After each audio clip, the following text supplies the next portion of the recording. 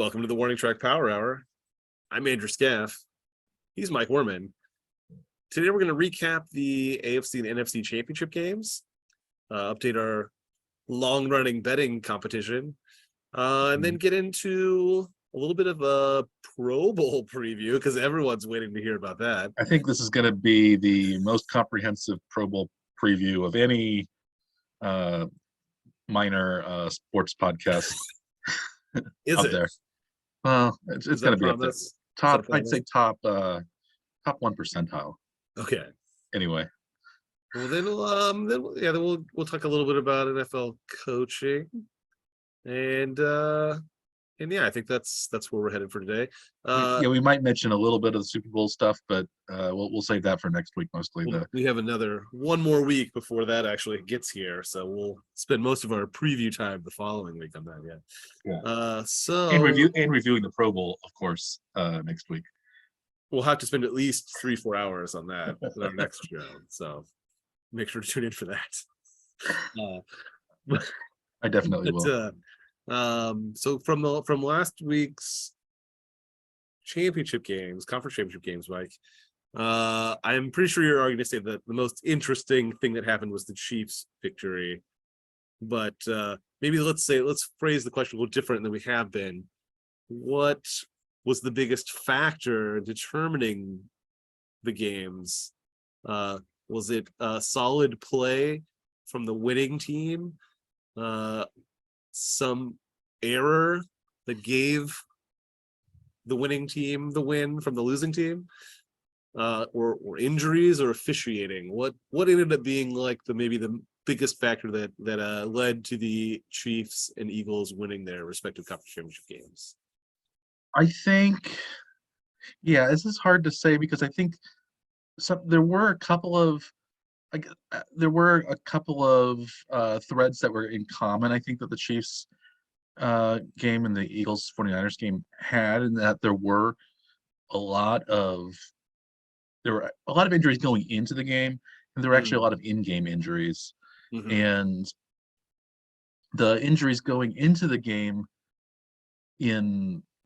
they seem to affect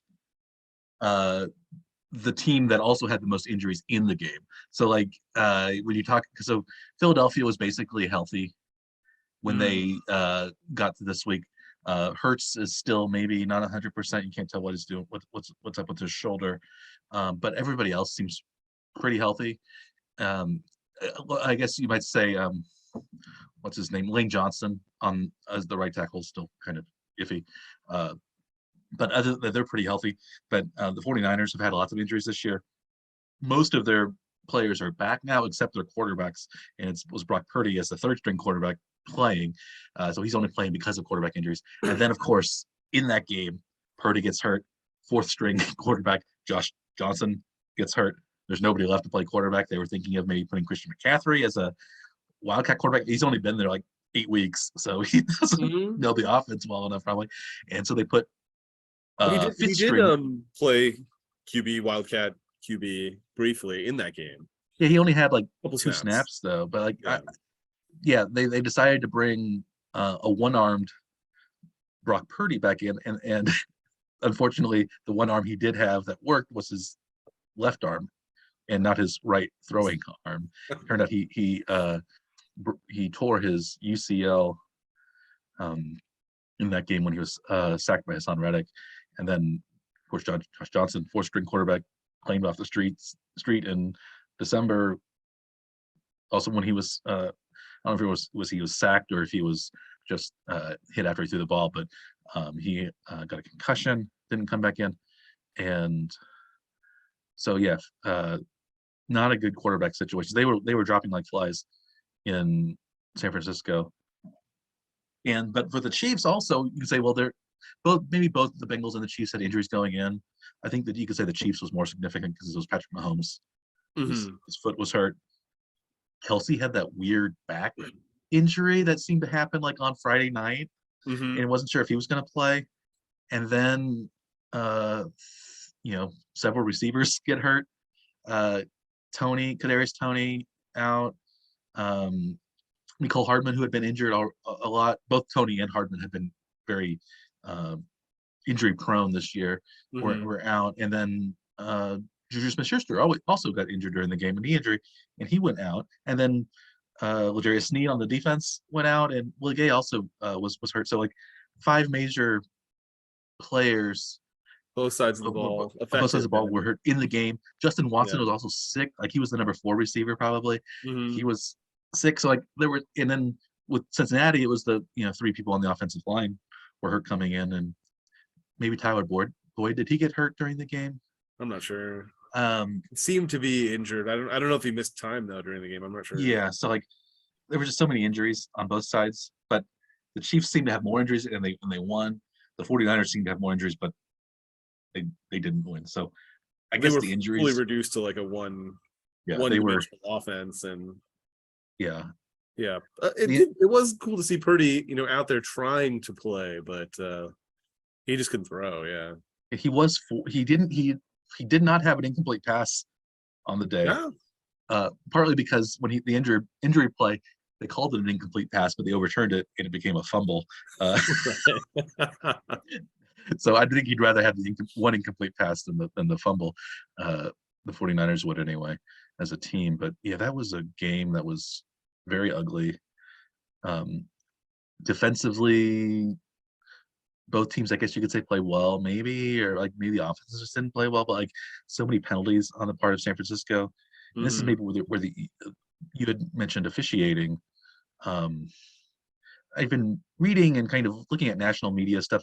There seems to be a lot of talk about the officiating in the Chiefs-Bengals game, which surprises me because I didn't think there were a lot of like bad calls that affected the outcome of the game at all. Because I guess the people were complaining about, well, the Chiefs on that, like in the fourth quarter, got a 3rd down replay over because they had blown the whistle because the clock was messed up. But like clearly showed it like in the proof that like the one of the side judges or whatever was trying to blow the whistle, running in trying to get everyone's attention. They do that all the time, like a false start penalty. Like it does happen all the time. I don't know why that was seen as such a big deal. The Chiefs also they got it. They did get a 1st down, but then they punted like 2 plays later. So like it didn't matter. If in reality, if you could say, well, the Chiefs had a holding penalty that took away a touchdown. They had a bang pass interference penalty that took away an interception for them. They had that's like kind of a weird taunting penalty called that like he just who was it Wiley or somebody who's like raised his arms and maybe said something to one guy. Maybe he gave a little shimmy of some kind. But, and that kicked the Chiefs out of field goal range when they were driving. So like should Wiley have been flagged for the quality of the taunt? Like, oh, you just got to do that better. I guess we never hear what they say. The Chiefs have gotten a few taunted, like when Chris Jones was supposedly said something just ghastly to Matt Ryan, which cost the Chiefs the game in Indianapolis. I don't know, but we never learned what was said. I don't think we'll ever know what was said. They didn't have.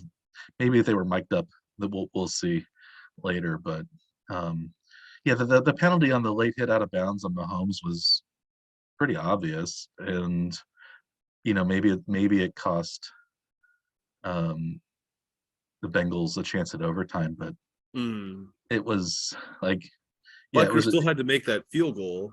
He still had to make the field goal, and there were like 8 seconds left, so you could say, well, maybe Mahomes could have thrown a 5 or 6 yard out and had the same result and gotten maybe a slightly longer field goal from Butker or something.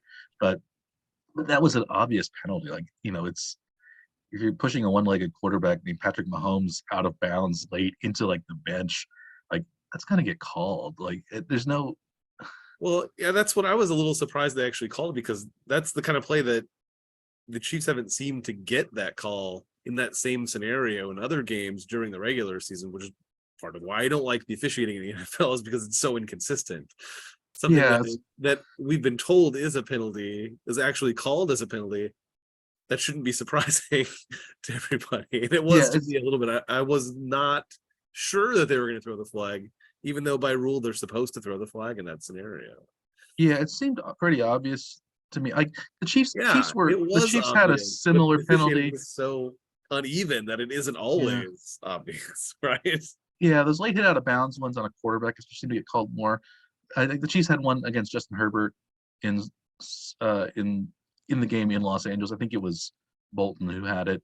It was a similar play. It was a dumb Hmm. play, but it was a penalty. He was out of bounds, and I Yeah. think the problem maybe was again, yeah, are these consistently called? But I don't think the Chiefs have been on the whole this year beneficiaries of more calls than they have been kind of um,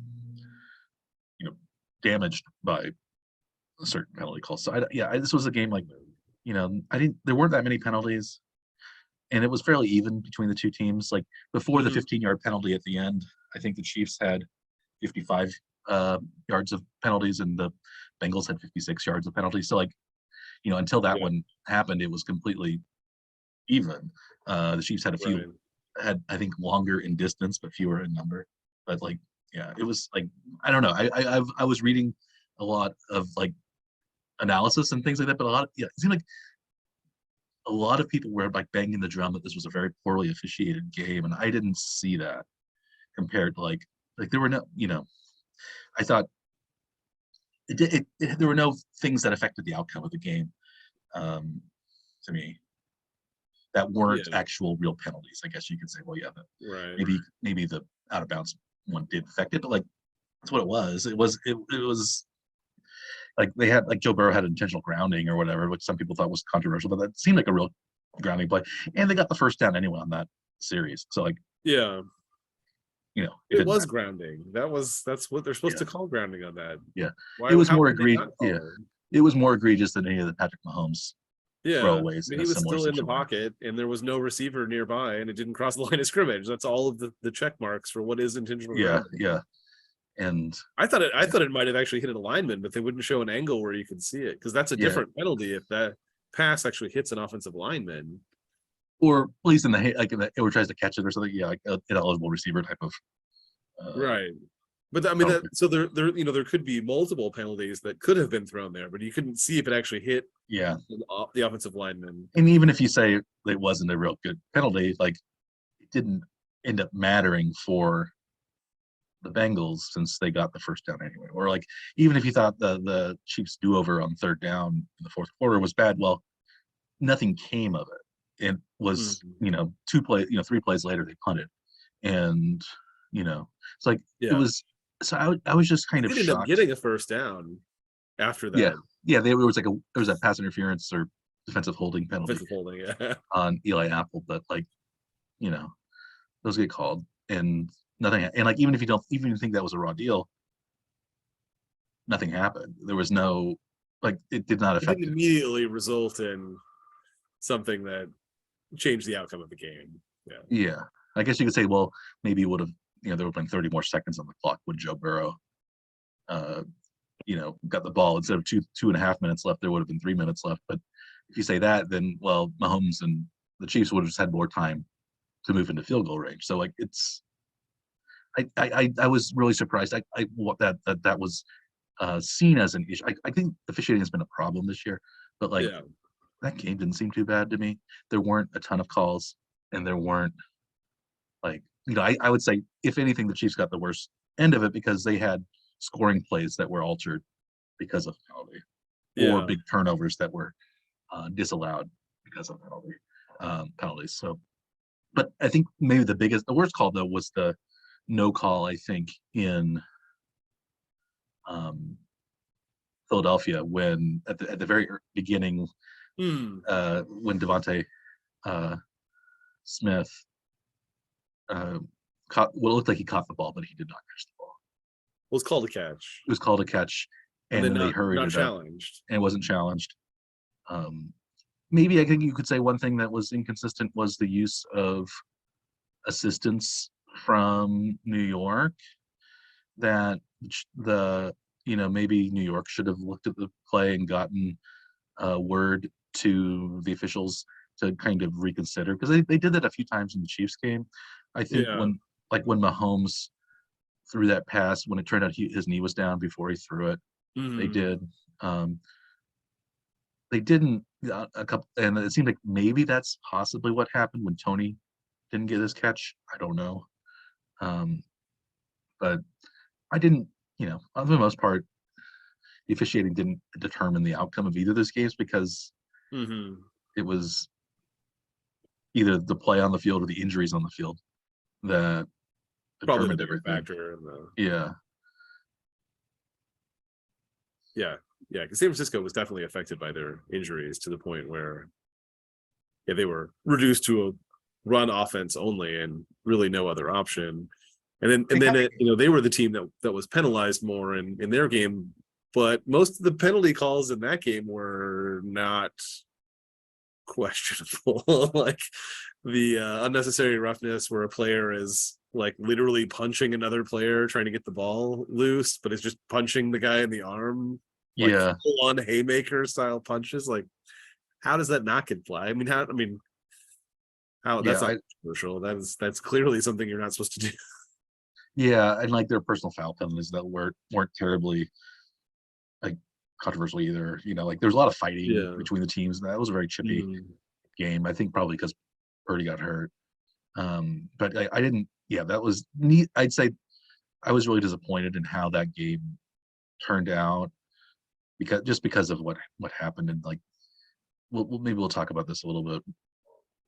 We can talk about now or later, but like the Eagles didn't end up playing a 49ers team that we thought that was going to be a good game because the 49ers were coming in on such a high. The Eagles were a very good team too. They have two of the best rosters overall in the NFL. And I think there was a good argument to be made that the way Purdy was playing with the 49ers were actually the better team coming in. I thought maybe Philadelphia would pull it out simply because it was in Philadelphia, but that game just was awful, and I don't know if there's anything we can learn from that game. Do you think there's anything? Did you think we learned anything in the game? Like, well, I think is Philadelphia really 24 points better than San Francisco? Yeah, I think the things that I think that if you listen to like the national media or like pay attention to like I think it's pay attention to talking heads on sports, it's that the Eagles were awesome and they destroyed the 49ers. I think that's one interpretation you can have, but I think it's less good in score. That's accurate, I guess. In score, it's accurate, but it's not an accurate determination of what happened. I think that's actually. I think there are three real conclusions we could possibly draw. One is that the Eagles are very good and they won big. Two is that, well, the Eagles haven't played anyone in the playoffs. There's they certainly haven't played anyone at full strength. The Giants quit after the first quarter. Yeah. Maybe again you can maybe say, well, it's because the Eagles were so dominant, but the 49ers didn't have a quarterback for 3/4 of the game. They were fourth string or lower for about 3/4 of the game, and so like they didn't play anyone. Or we could say, well, the Eagles still didn't even do that well against a super depleted 49ers team because they only had less than 260 yards of offense total. Jalen Hurts threw for 120 yards. You could say, well, this is because the Eagles were resting everybody and weren't trying to win. But like, I think that goes back to saying we have no idea how good this Eagles team is because they haven't played anybody in weeks. That when I guess you could say because Jalen Hurts went out 4 weeks left in the regular season. But they had such a big lead. Most of the games they were playing weren't really meaningful. Yeah, right? Yeah, So they still only managed to average 3.8 yards per play with a healthy roster. While you look at the Chiefs, averaged 5.4 yards a play with no receiving core and the quarterback with only one leg. So, and I think you could argue that I don't think the Bengals defense is much worse than the 49ers defense or the Eagles defense. I think maybe as a team on both sides of the ball, you might even say the Bengals have I'd say they have the best offense of those three teams, and I think their defense is comparable to those three teams, because they have by far the best quarterback of those three, Burrow, and I think they have. I'd say you could say maybe the Eagles have, and the 49ers have skill position players that rival the Bengals players, but I think Jamar Chase, Antonio Brown, Deebo Samuel, they're all top talents. T. Higgins, Devontae Smith, George Kittle, Brandon Ayuk. They're all great players, but I don't think, even though Hurts was a solid quarterback this year, he's not in Burrow's league, and I don't think, and neither is, of course, Brock Purdy. This is his first year. He might become a great player. Who knows? But I think the Bengals were by far the most complete team of the, and you could say also they play in the tougher conference. We played AFC teams most of the year rather than NFC teams, and of the Final Four matchups that had occurred, of the teams in the Final Four, the Chiefs and 49ers had played early. They're the only two that had played each other, and the Chiefs blew out the 49ers and scored 44 points on their defense. And so I don't know what we can, and the Eagles, of course, 49ers, but I don't know what we can learn. And if anything, I would say the AFC was better this year than the NFC. Was that your? Yeah. Oh yeah. Yeah. At least among the playoff teams, maybe the bottom, middle to bottom, the NFC might have had it. I don't know. Yeah. But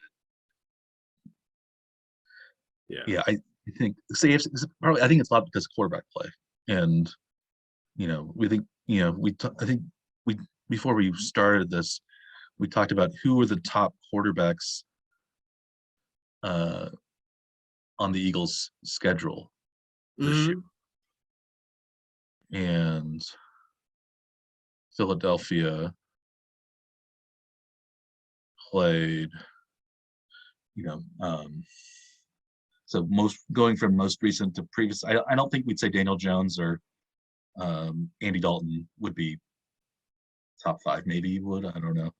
Maybe Jones, but Dak Prescott maybe would be on there. Current Aaron Rodgers. They played Prescott twice.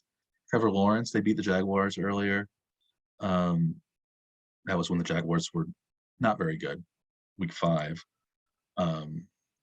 Kirk Cousins, Jared Goff. Are those like the top 5 quarterbacks they've played against? It's not exactly a murderer's row of opponents, I don't think.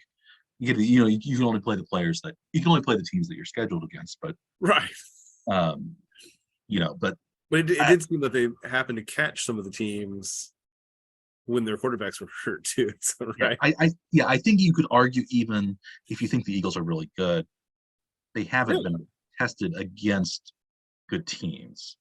So, like, you might say in the Super Bowl, they play the Chiefs. The Chiefs are going to be by far the best team that they've played because they have a quarterback, and their team is going to be better than whatever the shell of the 49ers team was. And they had managed the shell of the 49ers. Still did manage to keep Hurts in check, at least anyway. So so if the Chiefs are relatively healthy and they can keep Hurts in check, then they're going to have a chance anyway with that, even if they are really injured.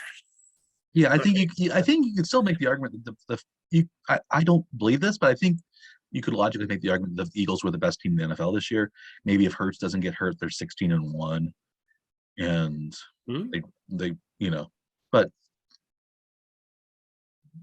they didn't play anybody, and even in the playoffs, they didn't play anybody, and it's one of those things where that could be very, very good because they're going to be well rested, they're going to be not injured, but maybe you could also say, well, they haven't been in a tough game, or they're going to be rusty because they haven't actually played for months. So, like, it's one of those things: is it rest or is it rust? It's going to happen, even if you think they're really good.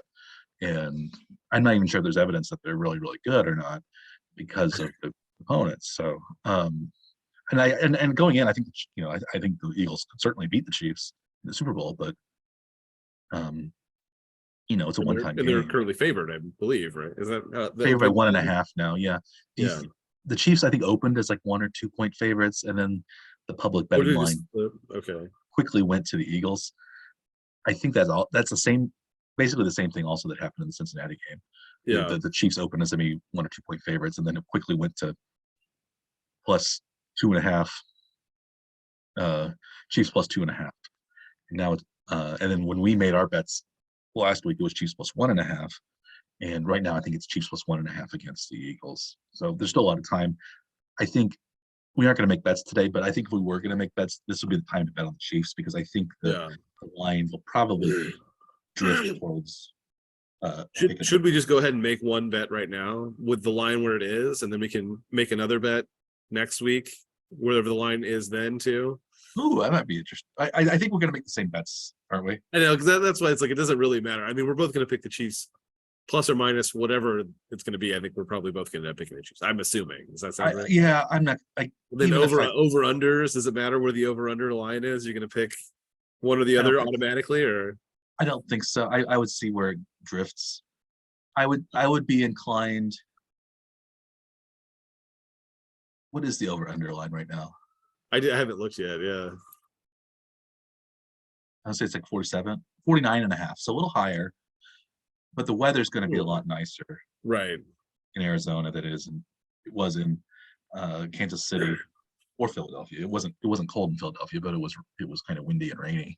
But it does seem like the way the commercial breaks fall, that it does make the game more disjointed, and how the length of the halftime show. Yeah, sometimes that's the true. players aren't quite as, the play of the actual game isn't necessarily quite as high quality as a regular season game. Well, so that kind of throws off timing. Well, we can think of the recent Super Bowls that the Chiefs and the Eagles have been in. So the Chiefs lost to the Buccaneers when Mahomes was hurt, and the offensive line was bad. Was that 34-9? Wasn't that the score? Something like that. That's like 43 would be the. So block that out of my memory. Mike, I don't remember. Did that actually happen? we took a 2-year hiatus almost from the Winter Power Hour because we were so distraught after that game. But I think the Chiefs won against the 49ers 31-20. So that would be a 51 total. So that would be over 49.5. And I think the Eagles, wasn't the Eagles Patriots Super Bowl, wasn't that super high scoring? I think that one was pretty high.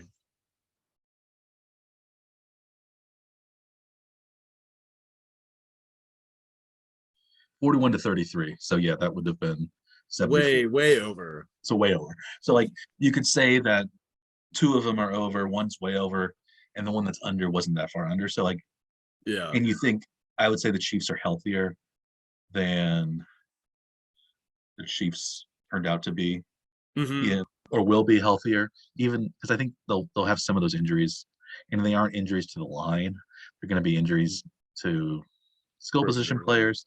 I think Mahomes will be better in 2 weeks than he turned out to be. Because he needs surgery on his foot right after the Super Bowl loss. It turned out this wasn't something that we were really aware of. I think we knew that he was a little bit hobbled, but he had turf toe and he had surgery on his foot. So, and it seems like this high ankle sprain is not going to require surgery. So I tend to think I would go with the over if I had to pick one. But most of these playoff games have been going under, at least since the wild card weekend. Been going. It's like almost all of them went over in the wild card week. Yeah. Yeah. So, and that was also a week that neither the Chiefs nor the Eagles played. And we already know it is a very flag happy ref crew for the Super Bowl, is it not? Oh yeah, it's Carl Cheffers, our old friend. He was the referee of the Super Bowl 2 years ago. It seems odd that he gets to be the Super Bowl referee again. It's only been 2 years. Yeah. Even if you think he's a great referee, it seems like a lot of, and I don't think Jefferson is very good. We talked about him before. He just calls a lot of penalties, and I'm pretty sure he shouldn't even be working at Foot Locker. That's so Travis Kelce said. He had a lot of good quotes after the Burrowhead my ass one, the one about the Cincinnati mayor who had like this horribly tone deaf and poorly delivered taunt to Mahomes as being, because Joe Burrow had won, 3 games by a field goal each. That means that the Joe Right. Burrow and the The Bengals need for a owned paternity test. the Chiefs. So So yeah, we need a paternity test. But that was it was like so like it was just poorly done. Like I don't I think I think what was the name of the mayor? I think he's a Democrat. So even if you even if I would vote for a Democrat over anybody. just based on that. But if I were a Cincinnati resident, I wouldn't vote for him for mayor again. So as a taunt, then, which taunt was worse, the Cincinnati mayor or Andrew Wiley's flagged taunting penalty? Aftab Puraval. He is younger than we are. He was born in 1982. Jeez.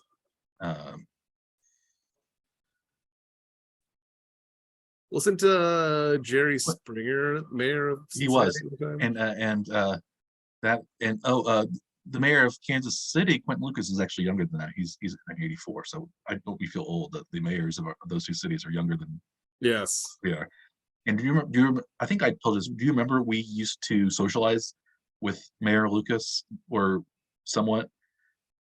With his circle, at least, anyway. His circle. I don't remember Yeah. talking to him personally, but I did a little bit. yeah. Yeah, I talked to him a little bit. I think he was at maybe he was because I had taught a little bit at KU, and I Yeah. think maybe he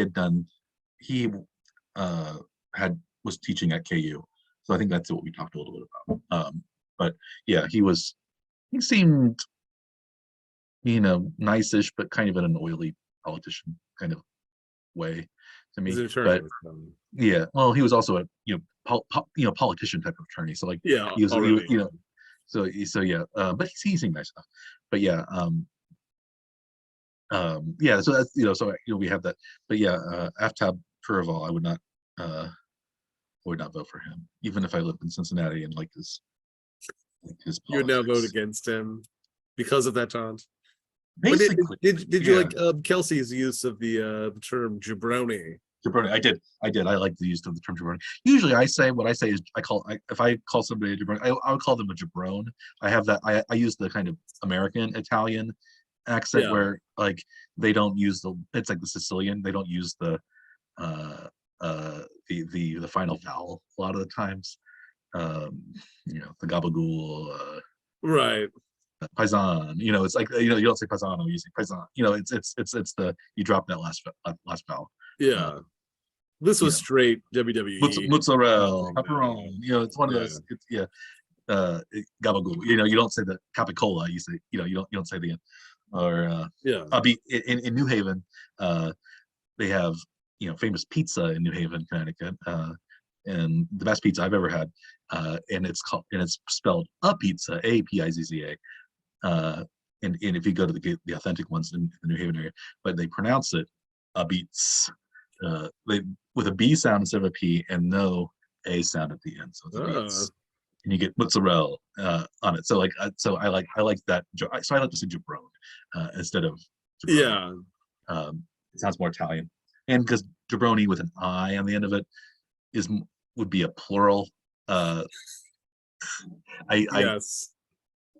You can say instead of an O for the singular. Yeah, the jabrono. Yes. Or jabrone. Yeah, it might be jabrone. I don't know. I don't think it is Italian, but it sounds Italian. So, well, I mean, it was purely WWE, like The Rock, Dwayne The Rock Johnson taunt, which is I'm pretty sure where he pulled that phrase from directly. Oh, but it is a real Italian. I'm looking it up right now. The term jabroni originated. Do you know which wrestler? It was pre-Rock. Which wrestler popularized the use of the term jabroni when it was still the WWF? I'll give you a hint. He was a heel. And, that doesn't really narrow it down. And he also wore half the roster. Interesting boots that had a curly kind of toe on the end of them. Oh. The only guy I can remember that wore the curly toe boot was like the Iron Sheik. It is the Iron Sheik. Yeah. Great. Hossein Khosrow Ali Vaziri, known as the Iron Sheik. He was from Iran, who popularized that term and backstage to describe his opponents, it says. But it seems like it does come from early 20th century Italian slang, a kind of dialect of jambone, which means hand. So you may call somebody a hand, it's like, Yeah. so jambone, Sure. jabroni. So that's where it comes from. But I think that's interesting. But so I think even if you use it that way, jambone ends in an e, so it'd be Yeah. jambone, or something. So my jabrone is more accurate to the original Italian and American Italian heritage, but it's less accurate when it comes to the most popular usage from The Rock, which is jabroni. Right. Right. But yeah. But did you see the Rock? Dwayne Johnson, I guess now I don't think he is The Rock anymore in anything. Is he? Does he still wrestle at all? Does he ever come back? Or was he just in the I movies? don't think so. Yeah. Too big a star. But he supported Kelsey's use of that term. Yeah. And Kelsey did mention that Jerry Springer was a better mayor than the current. Yeah. Of Cincinnati. That's great. And Kelsey went to the University of Cincinnati, of course. That's right. Yeah. And Chris Jones had some pretty strong words for the mayor of Cincinnati as well. Yeah, and Frank Clark did, and yeah, I was just like, if I were a Bengal, that would have been like, I would have been so mad. Yeah. About that. It was because obviously the Chiefs took it a little personally because several different players mentioned it after the game was like immediately over. So like it was still, fresh enough on their minds that they really did become bulletin board material, right? Yeah, so it's one of those things. I've become more and more convinced that bulletin board material is real, partly because if you watch like the Michael Jordan documentary or whatever, he imagines some sort of beef or slight, and that makes him go like be very, very competitive. So even if it's not real in real life, but like it's perceived to be real just so you can get a competitive edge over somebody. It's like, the Chiefs, like, to become a professional athlete, you probably have to have like really near sociopathic levels of competitiveness, right? Because like, these are people that beat out everybody else on their high school teams, everybody on the college teams to make it to the pros and be on a very good pro team. And even if they have a lot of talent, it's still hard to make the NFL, and then you have to like put in hours and hours a day. Like the coaching staff, they work 80-hour weeks at least, each one of them, and like so like there's a there and none of those, even Andy Reid, who seems like he's laid back and easygoing, he probably wakes up at 5 every morning and goes to bed at midnight or something. Do you think he has a whiteboard right next to his bed so he can like fall asleep with the dry erase marker writing plays on a whiteboard that is like immediately next to his bed? Do you think it's possible? It's next to a large stack of takeout menus, I'm sure. Yes. Like it's those like for a normal person you would say, well, maybe we'll tune that out, but I think for like extremely competitive people, that's something that is used as a kind of extra fuel. And I think maybe just to provide some additional focus though too, for like what are you doing this for? And maybe it just provide some extra focus. And maybe again, it's probably objectively it's stupid to worry about, but like subjectively it seemed to make a difference.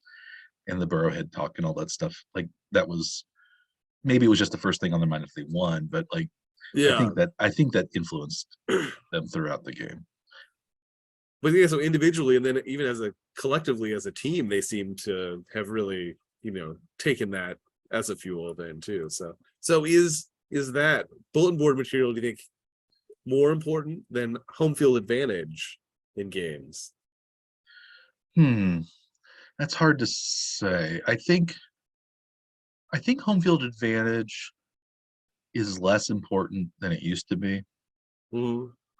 Partly because I think um, stadiums aren't quite as big as they used to be and they aren't quite filled quite as much with really, really screaming fans because there are more luxury boxes Mhm. and fewer seats total. Like Arrowhead used to have 78 or 79,000. I think it's down to 73,000 now.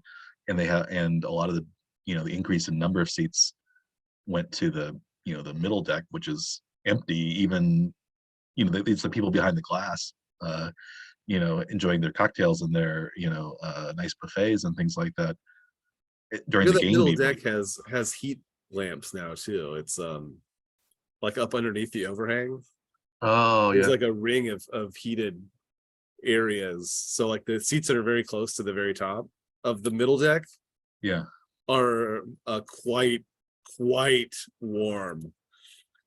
I got to sit Yeah. down there for one game where like I had to take my coat off in the middle of the winter because it was so hot underneath the heat Yeah, lamp. yeah. Yeah, I, it's crazy. I think it's So also easier for away fans to get tickets than it used to be because they can buy them online more easily. oh yeah. Like when it was like the days of uh Ticketmaster, or going to the stadium finding a scalper to get Hmm. secondary tickets, like that was much harder. And Yes. also with more kind of corporate seats, or like fair, like kind of rich guys in the middle deck selling their tickets. It's so like I think there's less of a home field crowd, so there's more. I think there's Yeah. more. I think like even when I went to the game against the Steelers a few years, I guess last year, it was the um, regular season uh, penultimate game when they beat the Steelers really bad, and then they went to Cincinnati and lost, and then they came back and beat the Steelers really bad again in the wild card round. There were a lot of Steelers people there, Yeah. and of course, my girlfriend and I, we got the tickets. We got them on the secondary market, and she's from Pittsburgh, so we could, we easily could have been Steelers fans and gotten the seats. So Yeah. it's, I think I saw a lot more away people at games now than I used to. I don't know if that's just anecdotal, or I just don't remember. I haven't been to that many Chiefs games, but Yeah. I think it's easier to, like, Well, it used to when be I a looked lot at. harder to actually, get rid of tickets that you had too. Because like if you're a season ticket holder, which most of Arrowhead is season tickets, Mhm. you couldn't just, click a few boxes and, post your seats as being available 10 years ago. You would have had to actually like know somebody to sell it to, which probably was going to be a friend of yours who's probably going to have the same, be the same fan type that you are. And Yeah. you're probably not going to give the tickets to somebody that's the a fan of the other team Mhm. if you have or control over who gets them.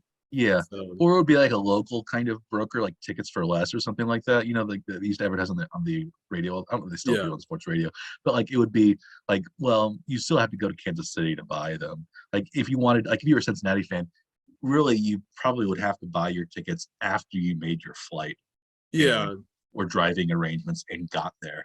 And so like, if you did, like, so it's possible you would end up in Kansas City and not be able to get seats. Uh, mm, Whereas I think people now, they get their seats ahead of time and then they make travel arrangements after they get their tickets. Um, yeah, so like, so I think it's, yeah. I think that's one reason like home field advantage isn't as big. Um, Also, maybe you can say, well, uh, oh, you can say visiting locker rooms are much nicer than they used to be.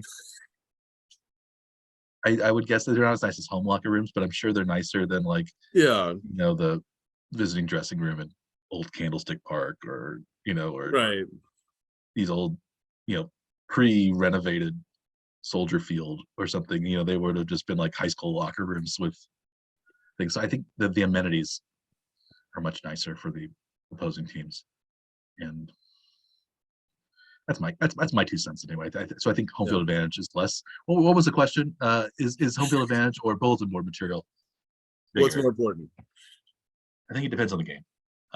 Because sometimes there's not really any big bulletin board stuff to draw Yeah. from. So, but like recently, the Chiefs have won multiple games where bulletin board material has become relatively, but they were both also home games, so you can't really tease that out of the recent games. Yeah, of Of the using that. playoff games, this year, there were in the AFC, I think there was only one road team that won a game, and that was Cincinnati at Buffalo, right? Because Yeah, one yeah, through because the 1 through 4 won the first game. Mhm. Yeah, so they all So Cincinnati's the only road team that won. Yes, correct. And then in the NFC, Dallas won at Tampa, Right. and New York Giants won at Minnesota. So there were two Yeah. two Oh, out that's of right. the Yeah. so 2 out of the 3 wild card games were away, but then it was both home teams the next round, home team. So two out of the 6 games, 3 out of the 12 games, I guess, were won by home teams. Aren't the 12? I guess there's 3, then There's 2, then 4, 1. 8, and then 6. Right. Yeah, I'm just trying to see how many games. So like in wild card weekend, there were 3 for each Oh, side. 3. Oh, 6. Yeah, 6, 6 4, and then games, 2 games. and there's 2 for each side. 6 was Yeah, 4, 6, and then 2 games, so 12 total. So yeah. there were three away. So it was 75% of the home teams won this Yeah. year, which I think is probably higher than it's been recently. Because this is the first time that in a long time, I think that 2 number 1 seeds have made it, right? Yeah. Um,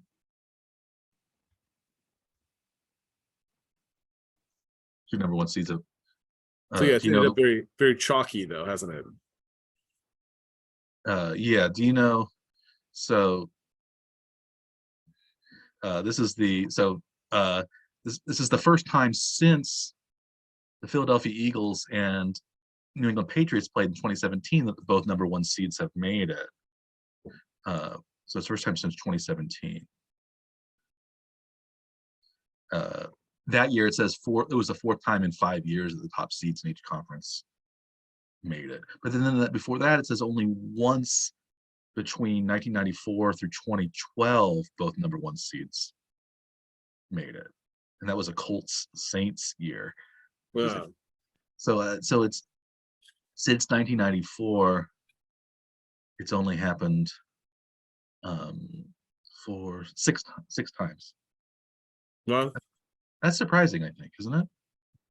seems so. I guess a couple of those years it was the Chiefs as the number 1 seed when they always lost the first game. So Yes, because that also happens. 3 of those 13 in 3 years. I think maybe we were the number 2 seed one of those times, but It still ended up with the home field advantage because the 1 seed lost. Yeah. yeah. Yeah. And but there's a lot of road. So yeah, maybe home playoff advantage is not as big a thing as we think, but I don't know. So the short answer, the long answer was the one I just gave you. Short answer is I don't know. I don't know. Yeah. Great. As Reverend Lovejoy once put it, short answer was I think I'll probably mess it up, but it goes short answer yes with an if, long answer no with a but. Nice.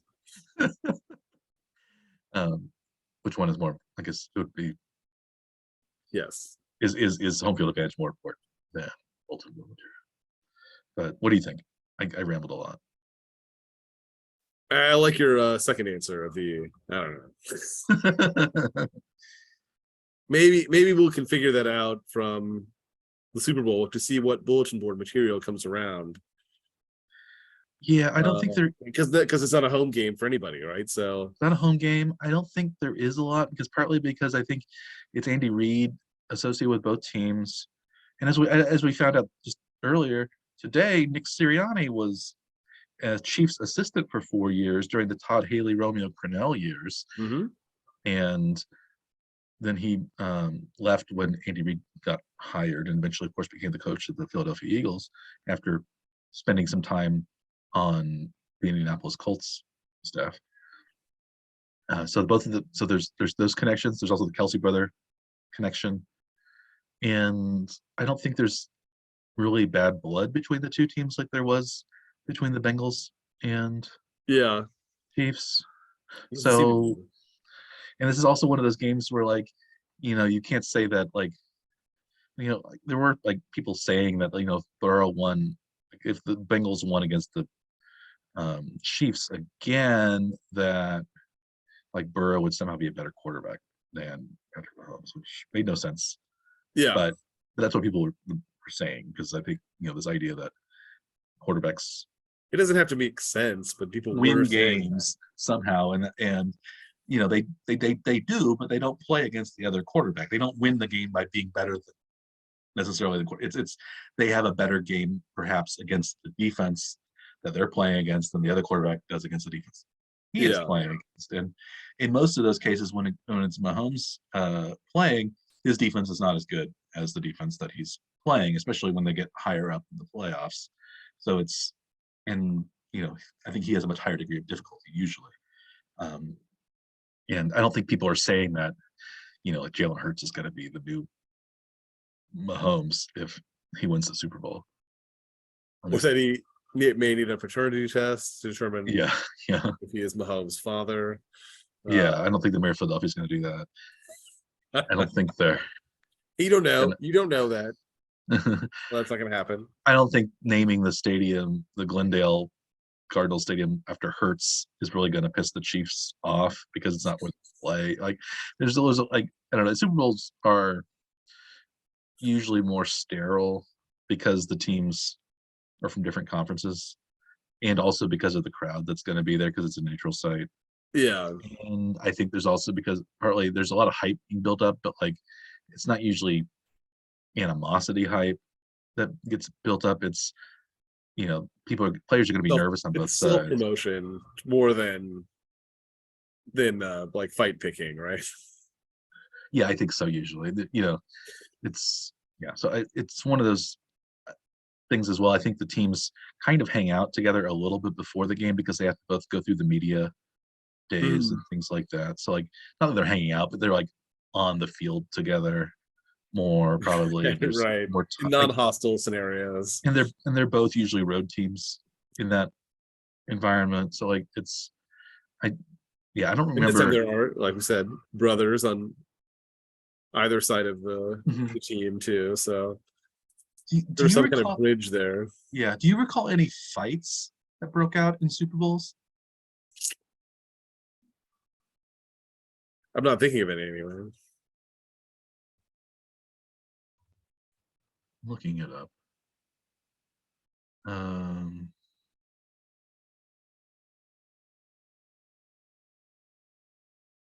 sure it's gotten a little chippy at times. Maybe you could say like when, like, there's Super Bowl rematches, like when the Bills played the Cowboys twice in a row or something. Yeah. Maybe there would be a little, but like, yeah, these, or Yeah. I don't remember any of those. It seems like it's I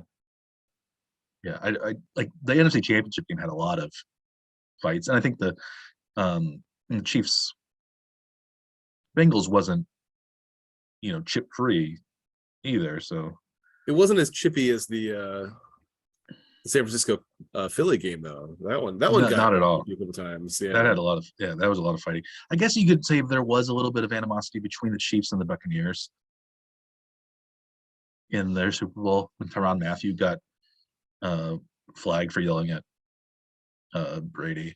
Yeah, that was also because the Chiefs and Buccaneers had played earlier that year in Tampa, and it was like a road game again. It was a home game for Tampa, road game for the Chiefs. So yeah, and the Chiefs had lost to Brady in the AFC Championship game. A couple of years before. Yeah, there was more connection, I think, between those two teams. Yeah, and traditionally there is, like, the Chiefs haven't played the Eagles for 3 or 4 years, I don't think.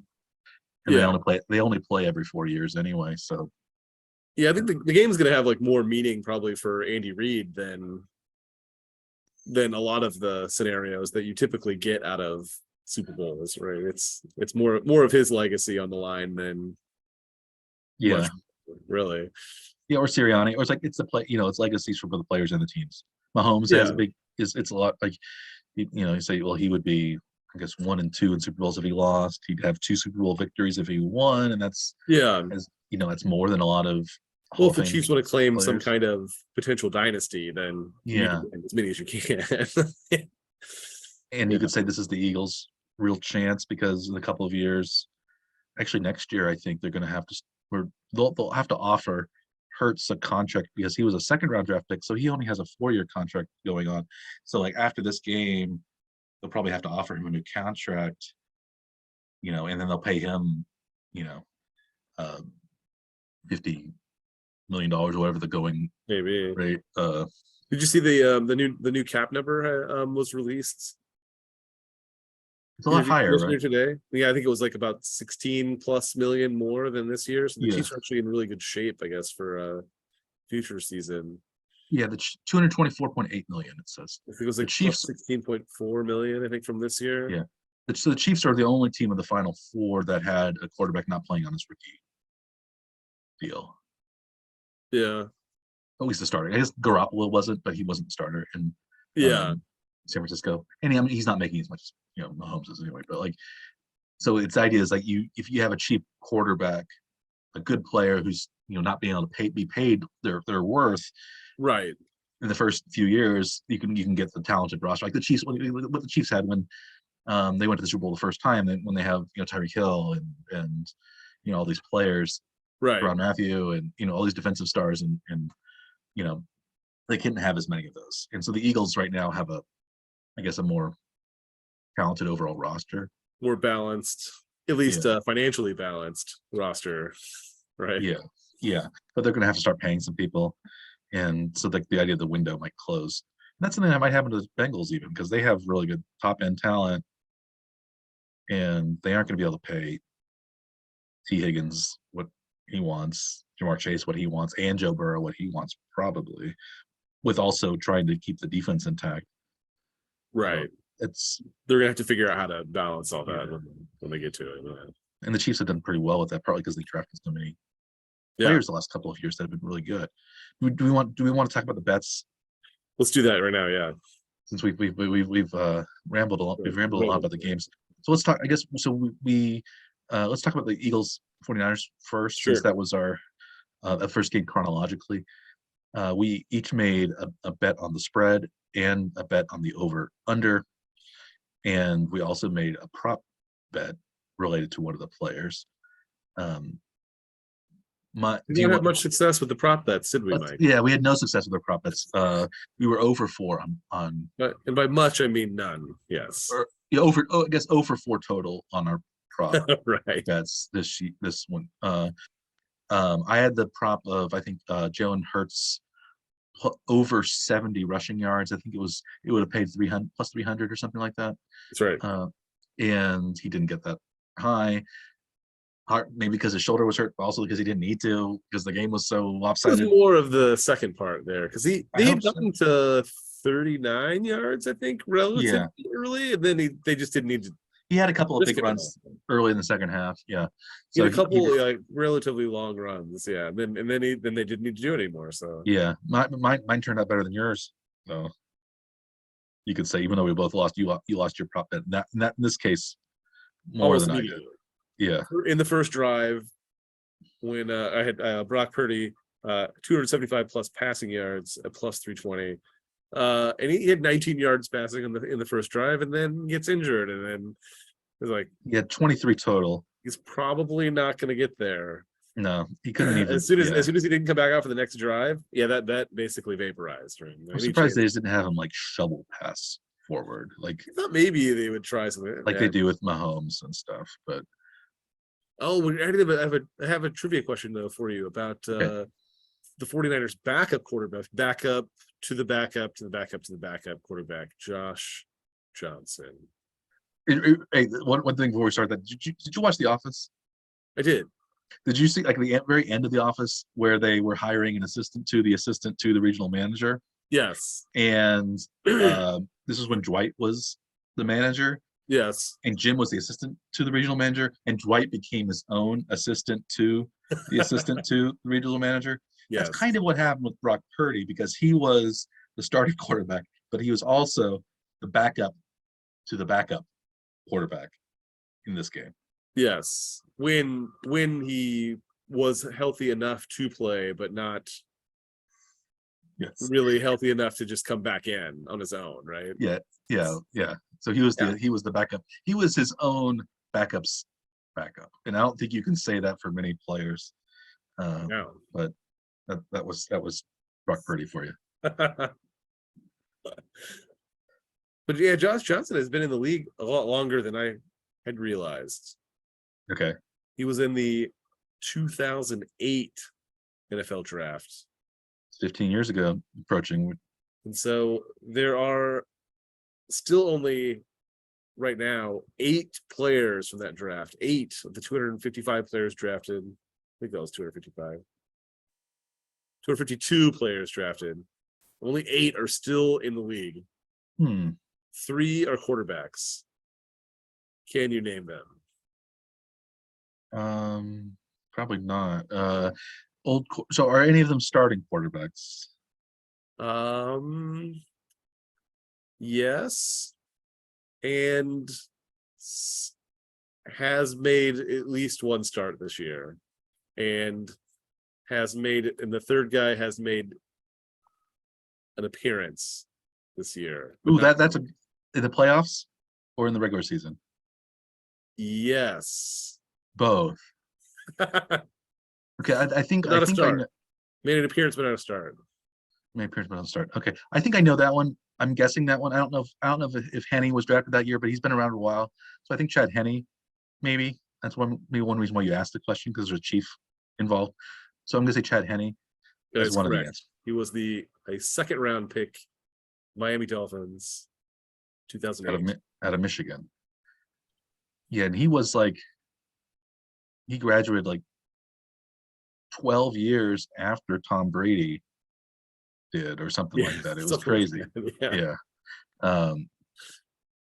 Maybe only 10 years, but there were like probably 5 starting quarterbacks at Michigan between Brady and So it looks like he was actually only the fourth quarterback drafted. The first 2 quarterbacks drafted are still in the league. So I'm guessing, I can't remember when they started. It's either Stafford or Matt Ryan. Stafford is not correct. Okay, so Matt Ryan. So Stafford was the year after Matt Ryan. So like I forget which one. So I think Stafford was probably 2009 then. So Matt Ryan. Matt Ryan drafted 3rd overall from Boston College. Yes. By the Falcons. Okay. And the 3rd quarterback. That's not Josh Johnson. Correct. He was the 18th overall pick. He has played for, I think, 3 different teams, but has played some this season. Has played some this season. So I know that of the starters, Rodgers is older than that. Brady is older than that. So I guess it's a backup, probably. Maybe Andy Dalton. Maybe Andy Dalton. Is he around that long? It's not Dalton, but I don't know. Can you give me another hint? He has made, I believe, is Derek Carr that old? One Super Bowl appearance. That they did win, actually. So he has won a Super Bowl. Is that Nick Foles? Is he that old? No. So was he a starter in the Super Bowl, or was he I believe so. Backup in the Super Bowl? A Super Bowl winning quarterback? Super Bowl winning quarterback. Who wasn't just a guy on the team that won the Super Bowl. He was correct. The His stat line for the game: 22 of 33, 287 yards, 3 touchdowns, no picks. That's not bad. That's a good game. Was he Super Bowl MVP? Yes, he was. Wow, good for him.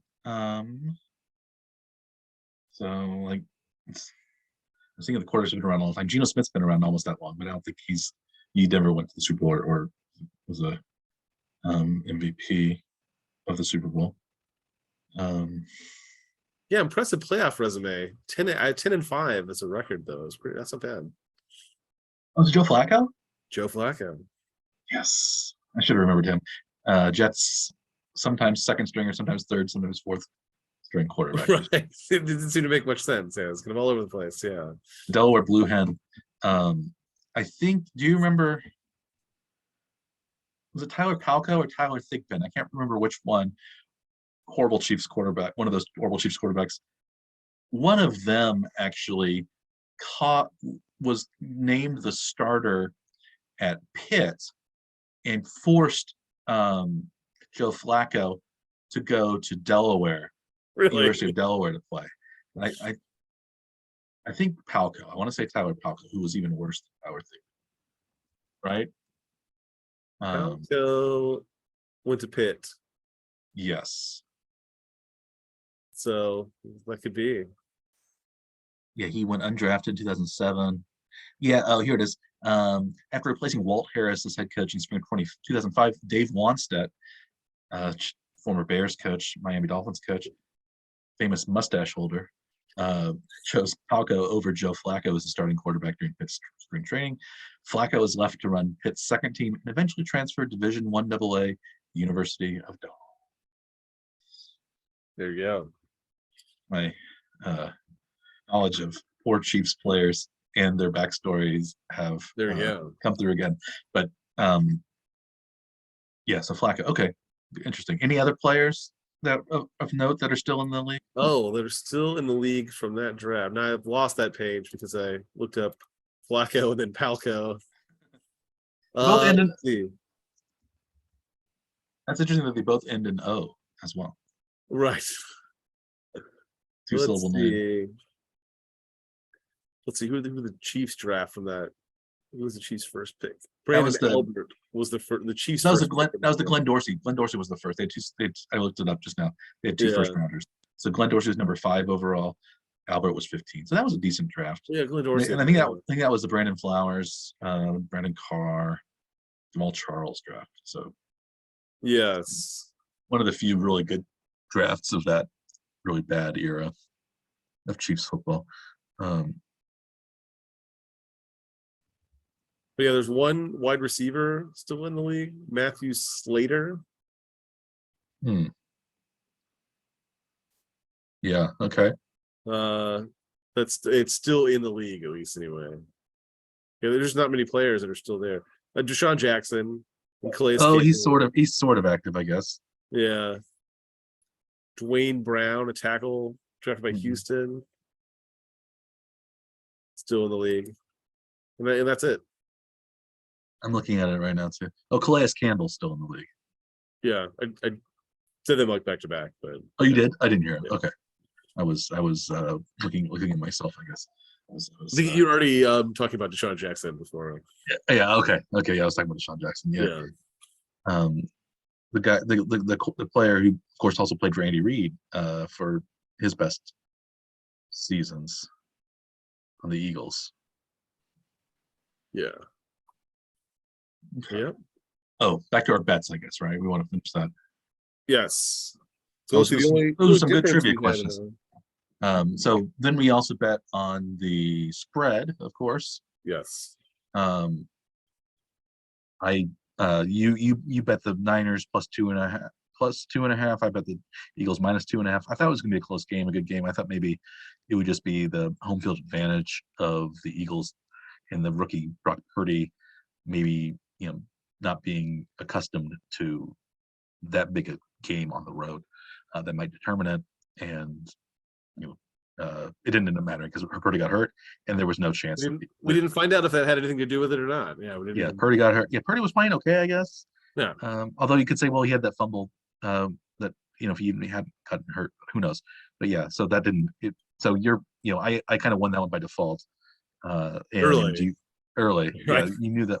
Well, it was a little bit close for a little while when McCaffrey had that touchdown run, but then at the end of the half, the Eagles scored twice quickly, and it was 21-7 at halftime, and it seemed like it wasn't going to be close I think what we thought might be close at that point was the over under. Was it 46? Was the number? 46, yeah. We'd both taken the under We'd both taken the under, on and we that. both were right. Because it was When Purdy got hurt, my immediate thought was, I'm going to lose all three of these bets, and this is going to be a disaster of a day. Mhm. But thankfully, the score stayed low enough that I can at least get one of them. Anyway. Got the under. So Yeah.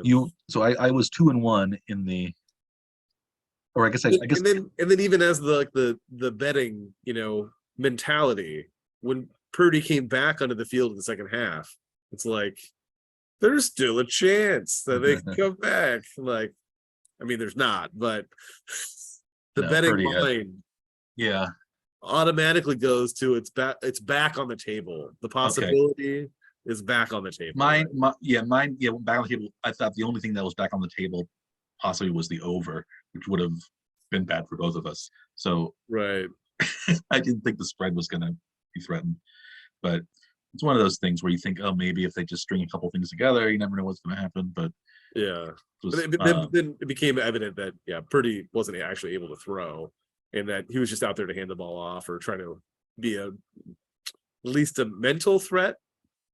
Yeah, to Philly, to try to keep them at least on their toes anyway. Yeah, and it's one of those things where I would have guessed that San Francisco would have been more effective, because you think of Kyle Shanahan as being a very good running kind of coach, and the 49ers always, even if they don't have very good running backs, they have a good running attack. But now they actually have McCaffrey, who, whenever I see him, I'm always surprised how tiny he is. Yeah. Did you notice that? Like how small he is? There's some picture of him shaking hands with Tom Brady, like after the 49ers. Is he physically that small? Yeah, he's tiny. He's like 5'7" probably. Like, see if you can find the picture of maybe you can add this in post to our YouTube. It says he's 5'11", 205. He is not 5'11", from what I saw. While wearing 6-inch shoes, is that what you're saying? Something like that? Yeah. Yeah, it's there's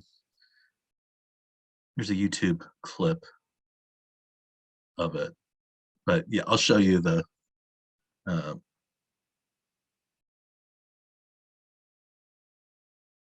just the size difference.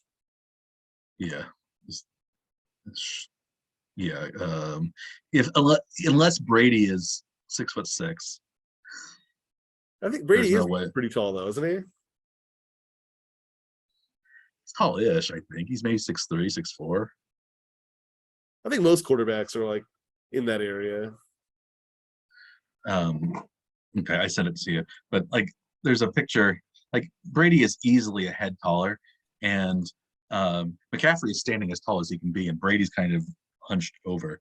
And yeah, he's tiny, McCaffrey. And that's a little surprising, because Ed McCaffrey, his dad, was pretty tall for a wide receiver, and his mom was like a professional athlete too, right? Like, she was like a javelin thrower or something, or some sort of.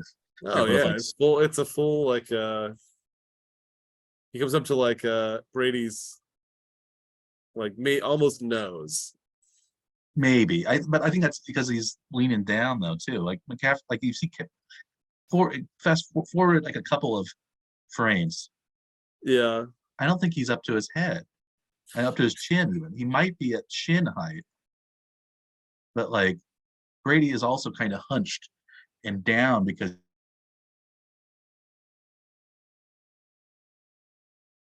That's funny. Talking to people because most short compared to you. Is that true?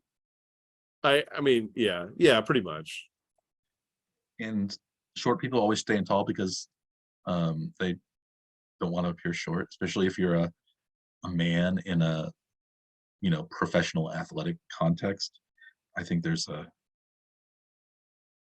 kind of fragile masculinity kind of thing going on. Who was the player who was interviewed by the Dodgers player who was interviewed by that sideline reporter, and he stood on a bucket? Did you see that picture? I've seen the picture of it. Yeah, it's funny. And he was interviewed by the semi-reported woman, and he didn't want to look like he was a head head shorter than the woman, and so he was standing on a bucket to appear taller. Yeah, Uh, and I think that's what I thought when I saw McCaffrey. Like he would have to stand on a bucket. that one. I looked through that video, and yeah, it does look like one of the camera angles, like as it like pans around, it makes the difference look more. Yeah. I think it looked like McCaffrey comes somewhere like in here to Brady. Where do you think? Chin? Somewhere between the nose and I think it's just barely even lower. chin. Brady Yeah. apparently is 6'4". So there's a 5-inch height difference.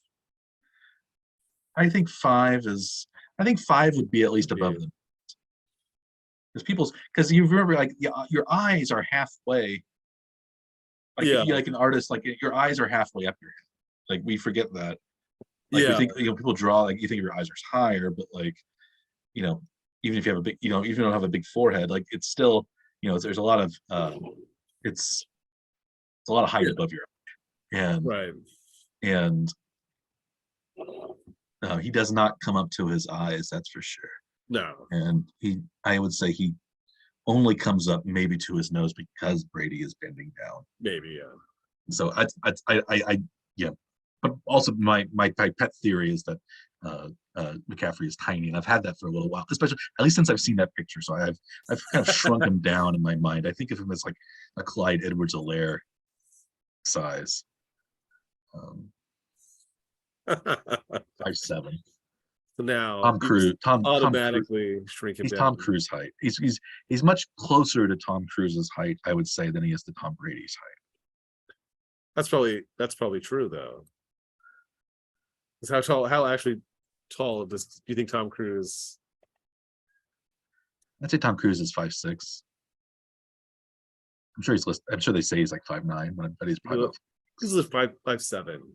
He's listed at 5'7". Okay.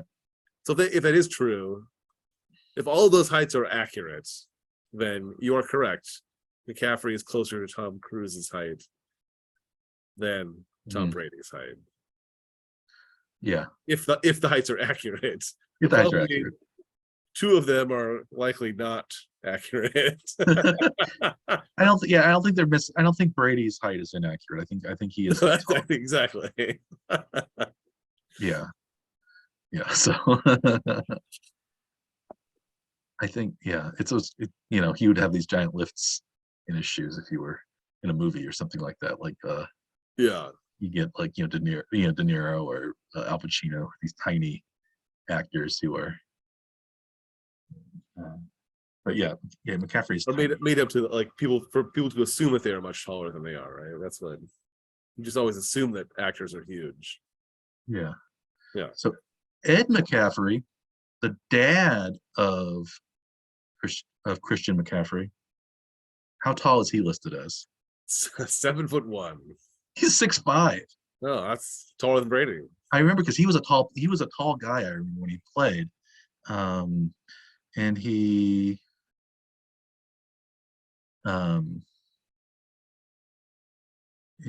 he met his wife, who was the daughter of an Olympic sprinter, Lisa Syme. I want to see a picture of her.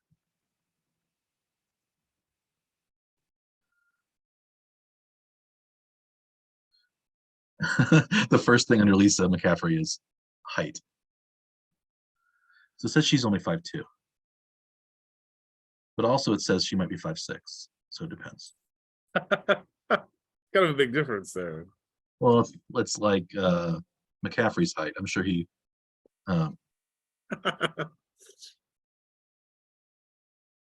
let's see.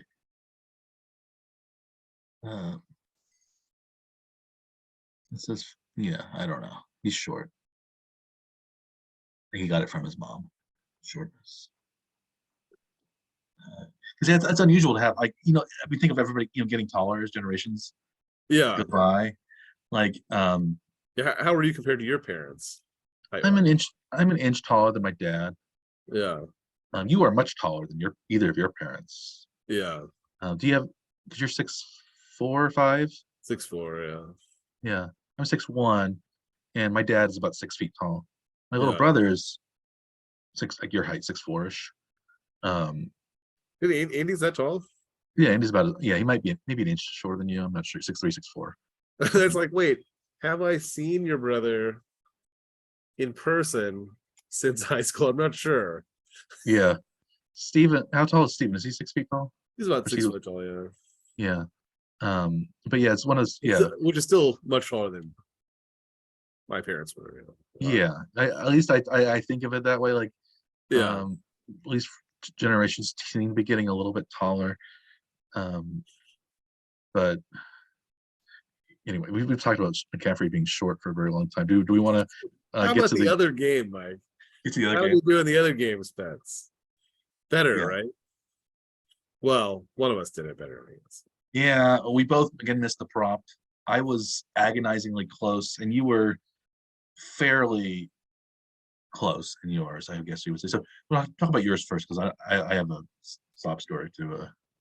Yeah, so I had Burrow at 325 plus passing yards.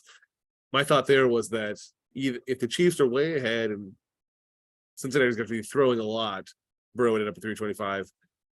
Or if the Chiefs played poorly, chances are Burrow would have still thrown for a lot of yards. And, I might be sad about the Chiefs not playing well, but at least I would get this one bet. Maybe that would rescue it. And it was, none of those things really happened. It was kind of another scenario that was different. well, Burrow yeah. threw all right, but I think he had a couple of interceptions and was sacked 5 times in the game. So ended up with like 270, I think was his yards. What was that payout? Was it plus two? Plus 270. Plus 270. Yeah, that was very similar to my projected plus 260 payout, which would have occurred if there had been a Kadarius Toney anytime touchdown. And it looked right at the beginning that there was this great throw from Mahomes to Toney. He came down. We thought he caught it. Was ruled incomplete. Turns out that it was also on the replay incomplete.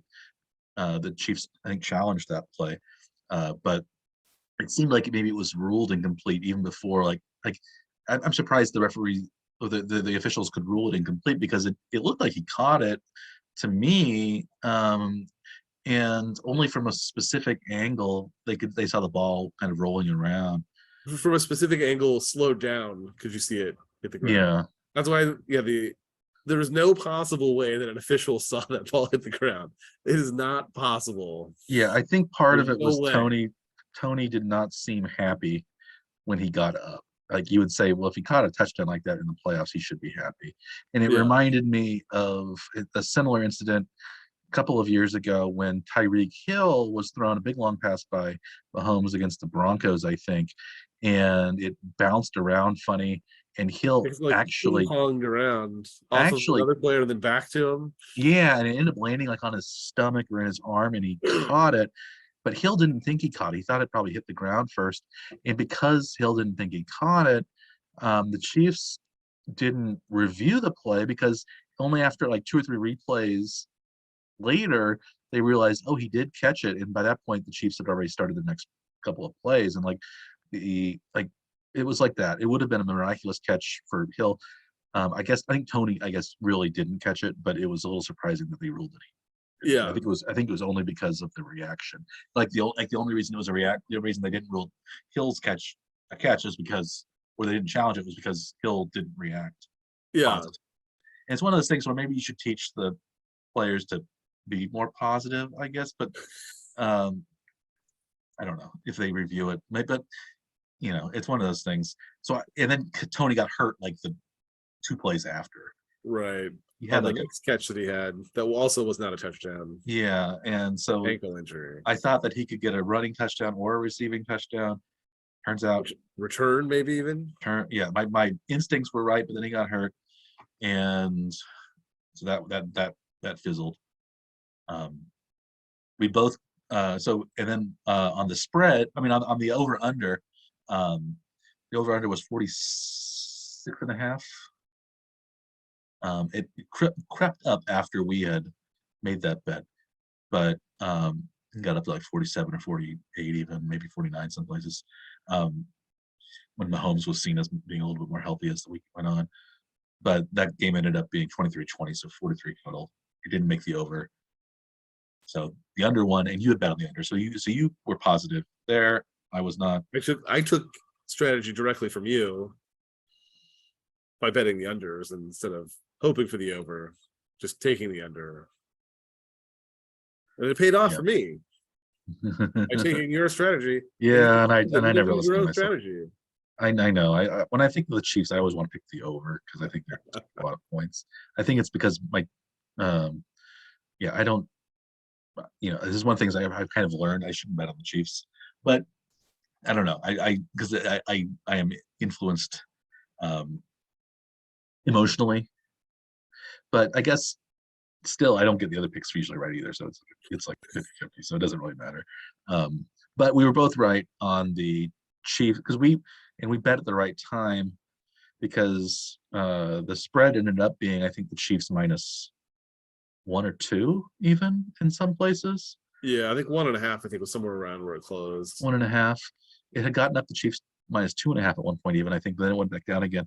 But minus when we bet was the final on ESPN. and when we bet, we got Chiefs plus 1.5. So we got a lot of value there, and they won anyway.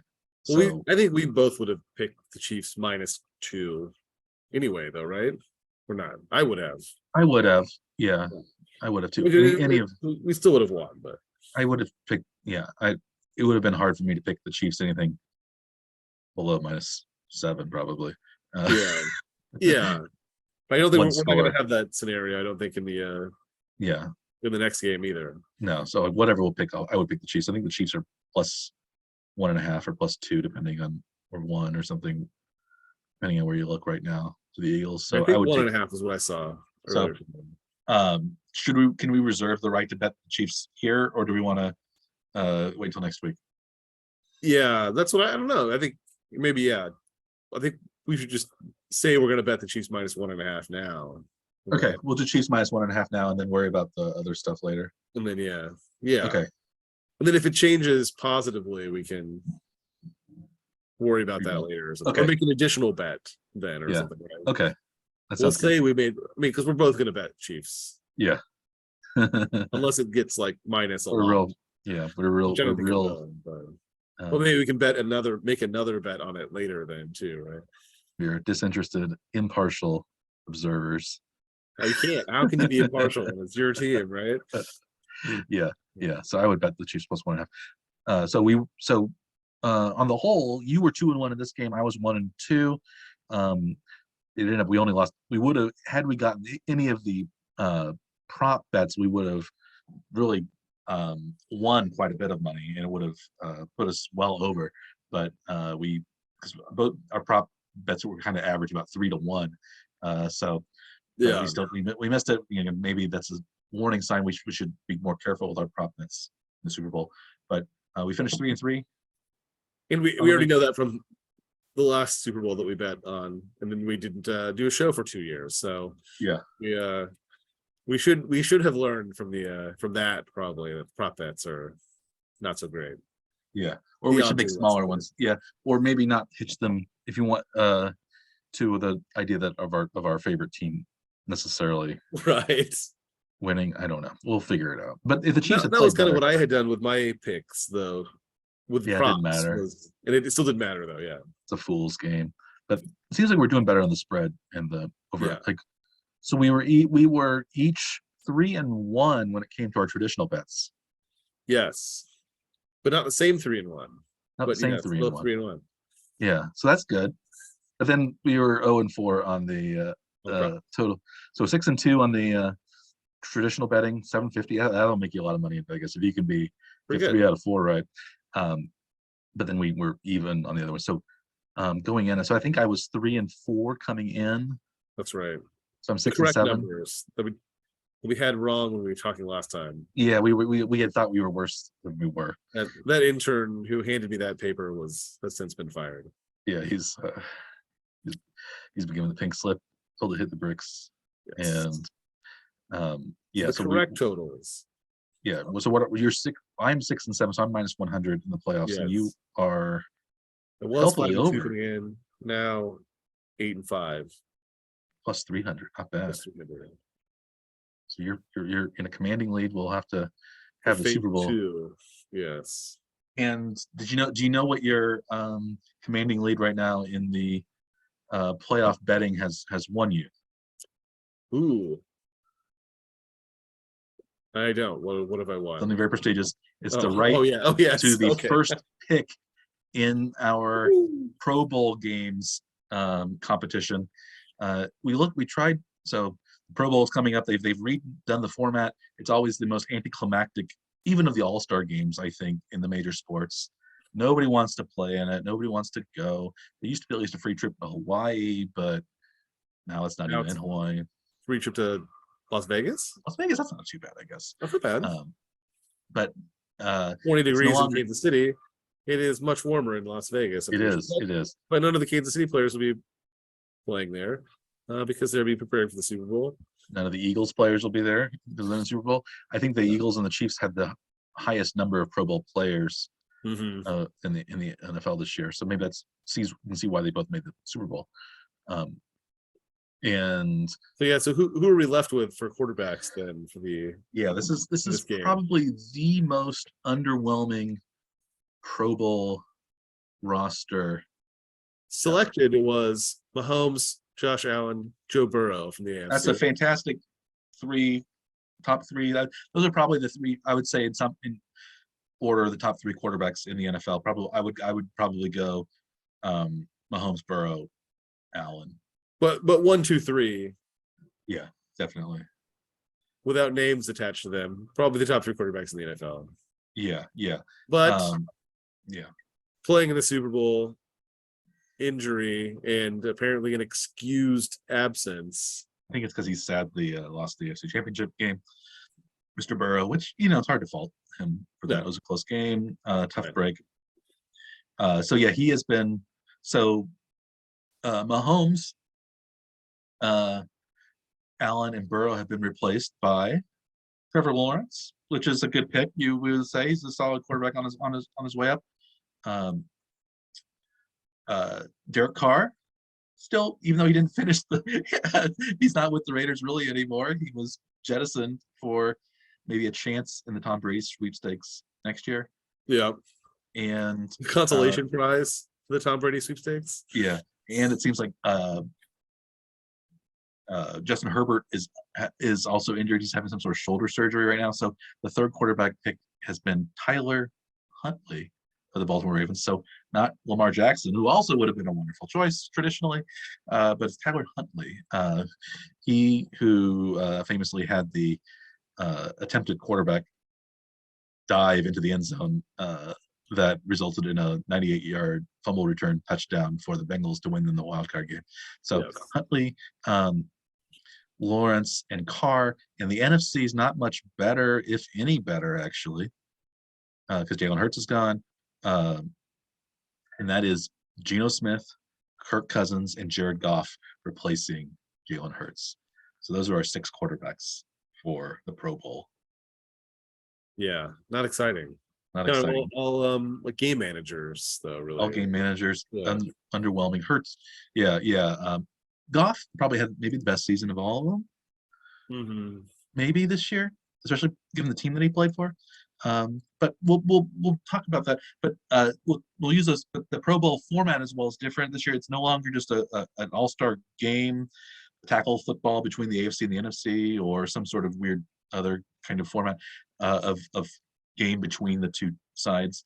It is instead a number of skills competitions, flag football games that will determine the overall winner of what they call the Pro Bowl games.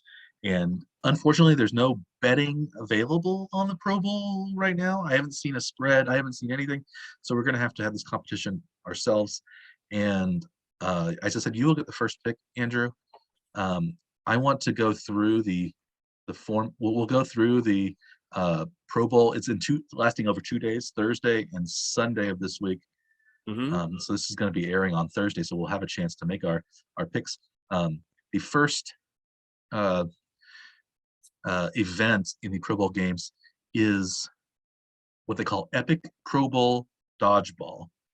And it's a multi-round tournament of classic dodgeball featuring 4 teams of 5 players that begins with offenses and defenses from both conferences squaring off, and then the winner of those two games will play each other. So it'll be an AFC team against an NFC team. We don't know if it's the AFC offense, the AFC defense, the NFC offense, or the NFC defense that's going to be in it. But I figure we should be able to pick sides on this one, and I will award, or we will award ourselves if we pick the winner of those 4. We will receive 2 points, and if we pick the second place team, the runner-up, out of the 4, we will each get 1 point. We will get 1 point. Are we gonna each pick both? So there's 4 teams essentially, right? Yeah. Do we each get 1 pick, or do we each get 2? We each get 2. I think we should each get 2. So we will for sure have the winner and second place in our own roster. Yeah, so it's possible that one person will get both and get 3 points, and the other person will get 0.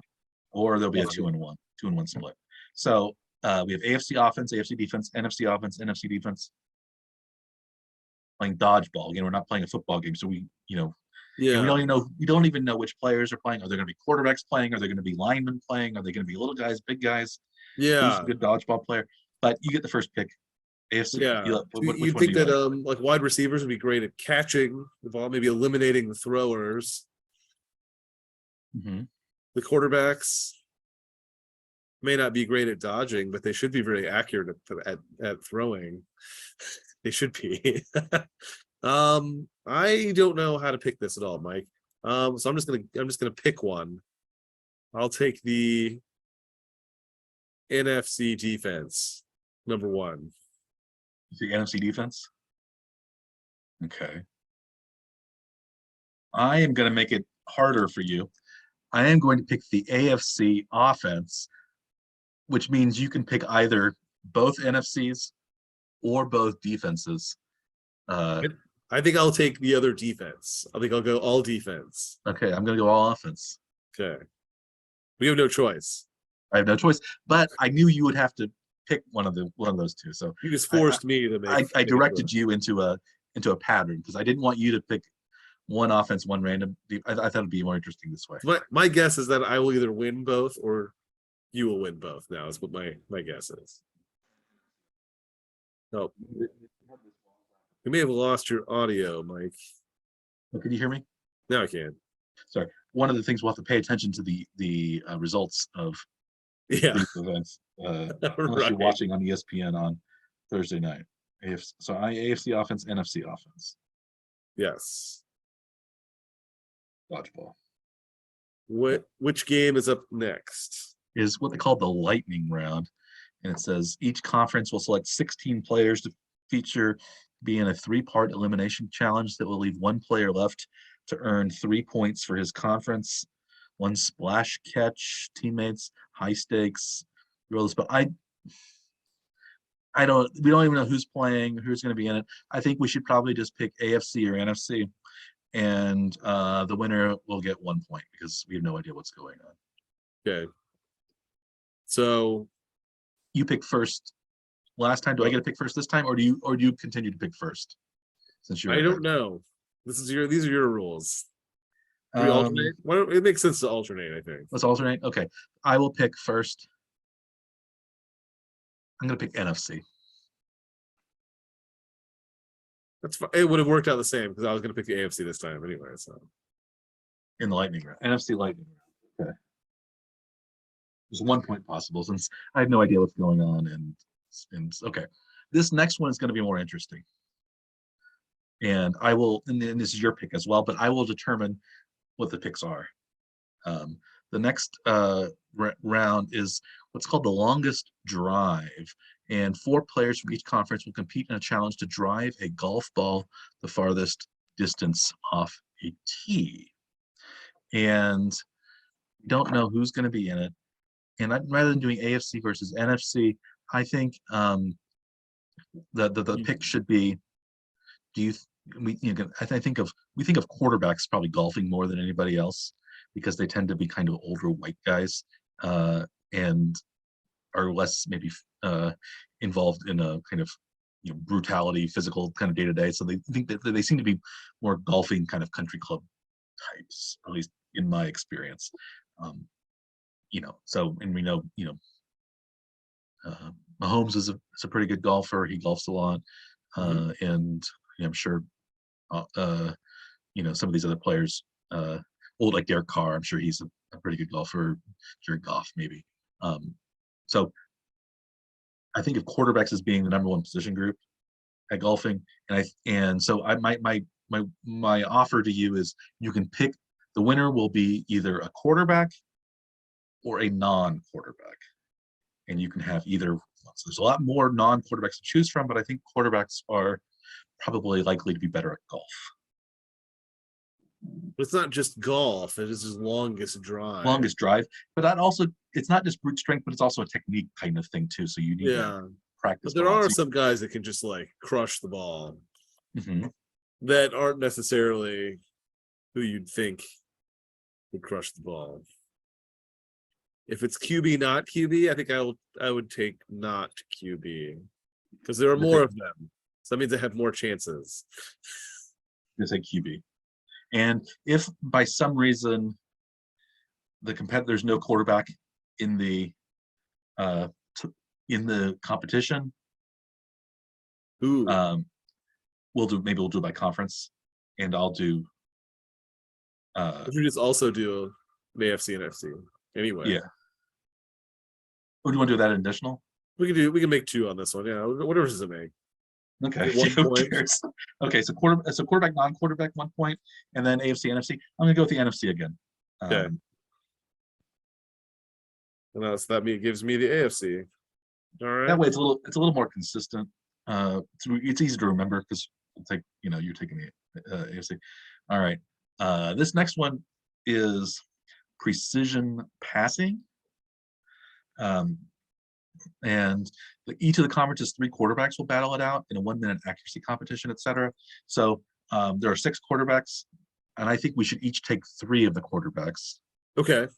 And this is going to be worth a lot of points because it's quarterbacks, and we know exactly who's going to be in it. That's why I like this one.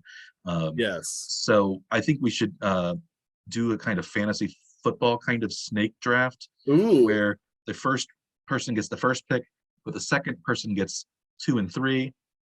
And then the first person goes back and gets 4 and 5, and the second person gets 6.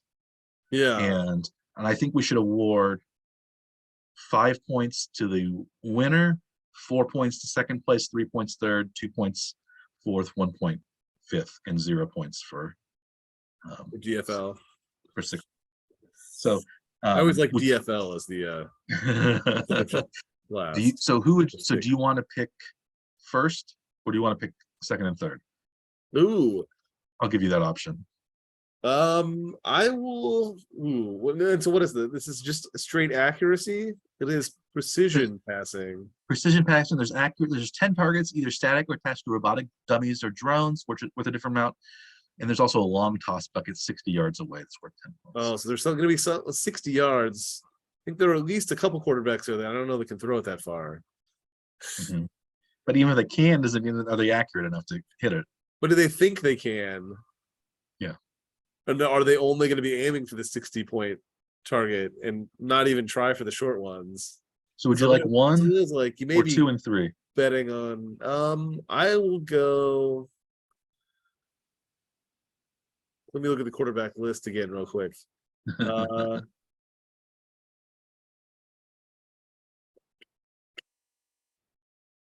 I think there's one quarterback that probably both of us will want.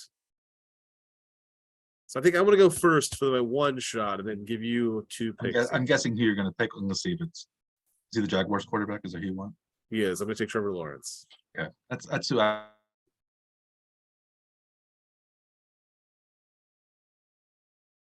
Psychological. Would you have made that same pick first if it was up to you or no? I'm not saying.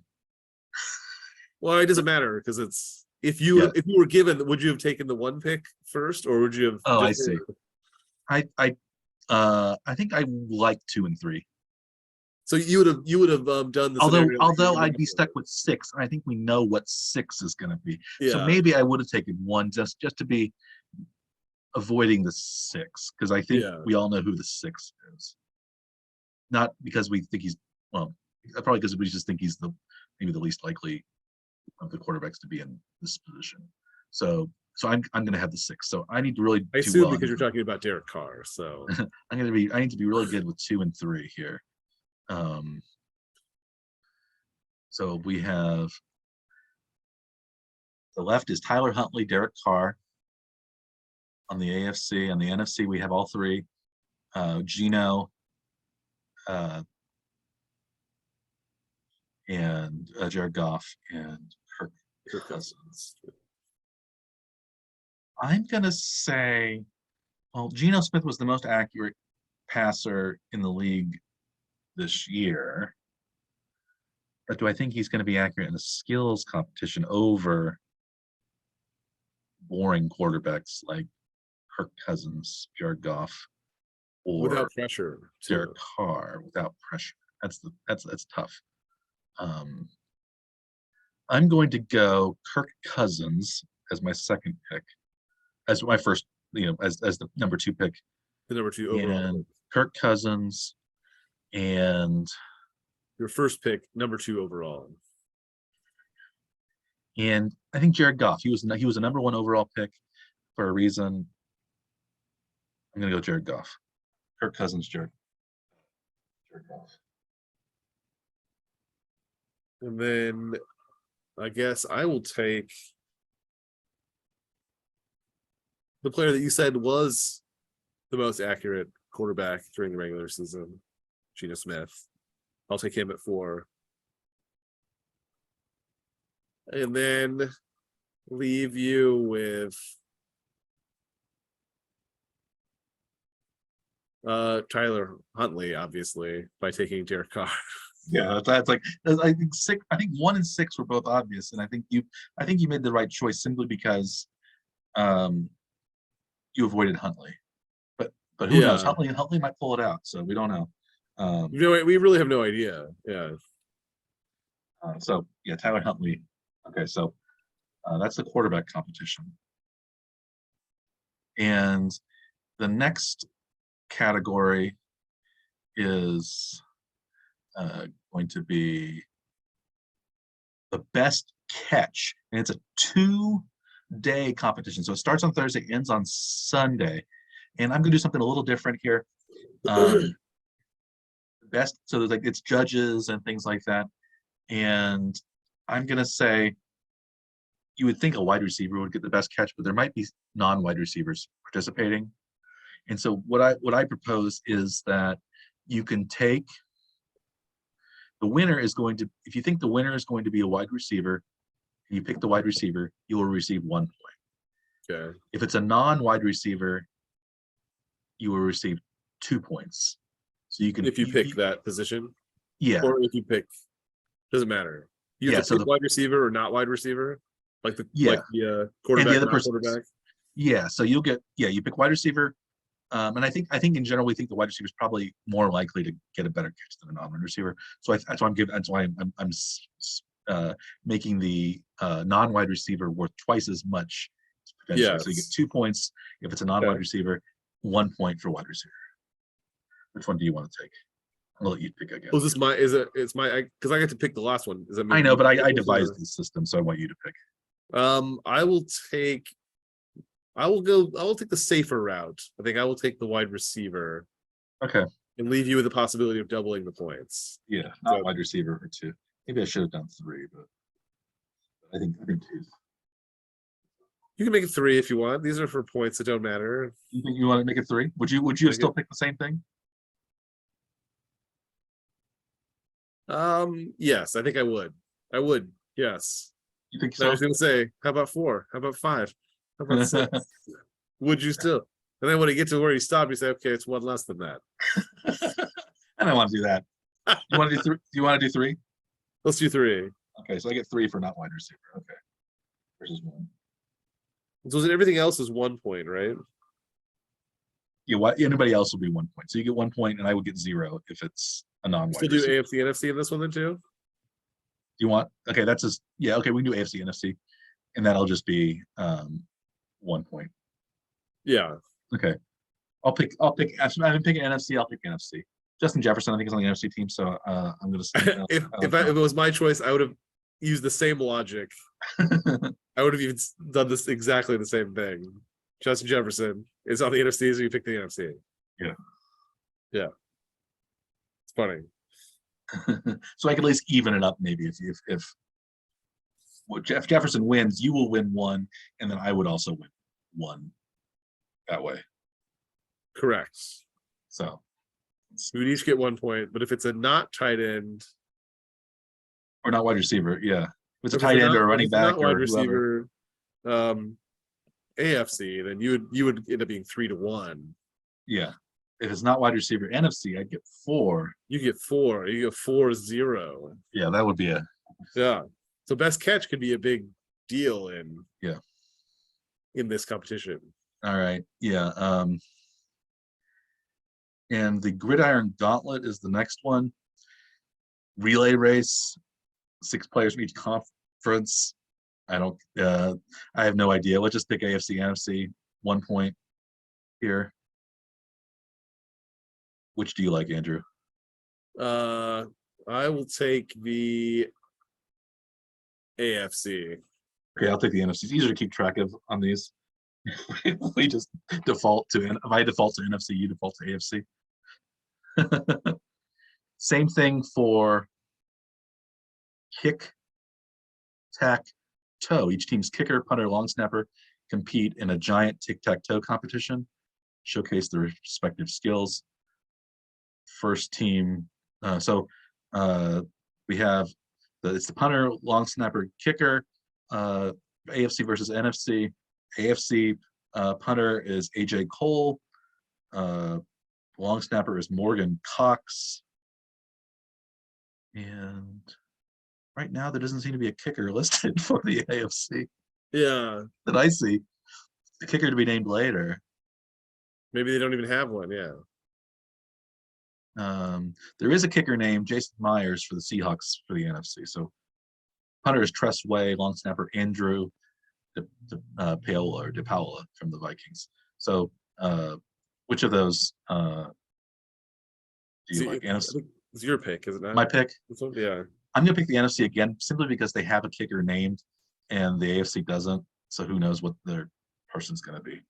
I don't even know who my kicker is then. Yeah. You're just leaving me with like all these questions about. But it's probably gonna be like Justin Tucker or something. So it's gonna be. Could be. Yeah. Yeah. Okay. And it's still not over.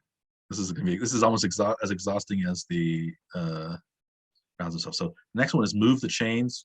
We'll pick a conference. There's 2 teams from each conference. It doesn't say how they'll be divided, whether it's offense or defense. So the winner will earn points for their conference. So I guess we should just pick conference. Do you want AFC or NFC, Andrew?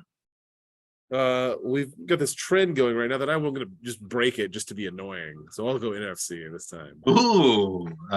So this is some sort of like tug of war type of thing, it looks like. Weighted wall pull. Okay. Somehow these are essentially 50-50s for us, and somehow one of us is going to be like way ahead at this point, though, right? Yeah, so I'll take the AFC to move the ball. Okay, and then the skills competitions will have cumulative scoring leading up to the flag football game on Sunday. Okay, and there are going to be 3 flag football games.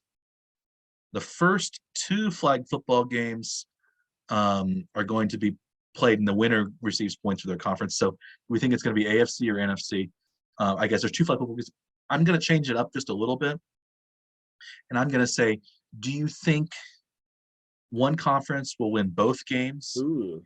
Or will they split? And you can say one conference is both or split of the first 2. So is it worth 2 points if it's the same and only 1 point if it's split? Because it's like no, it's the same odds because like NFC, yeah, you have 2 out of 4 chance. Yeah. So is it split or sweep? A split or a sweep?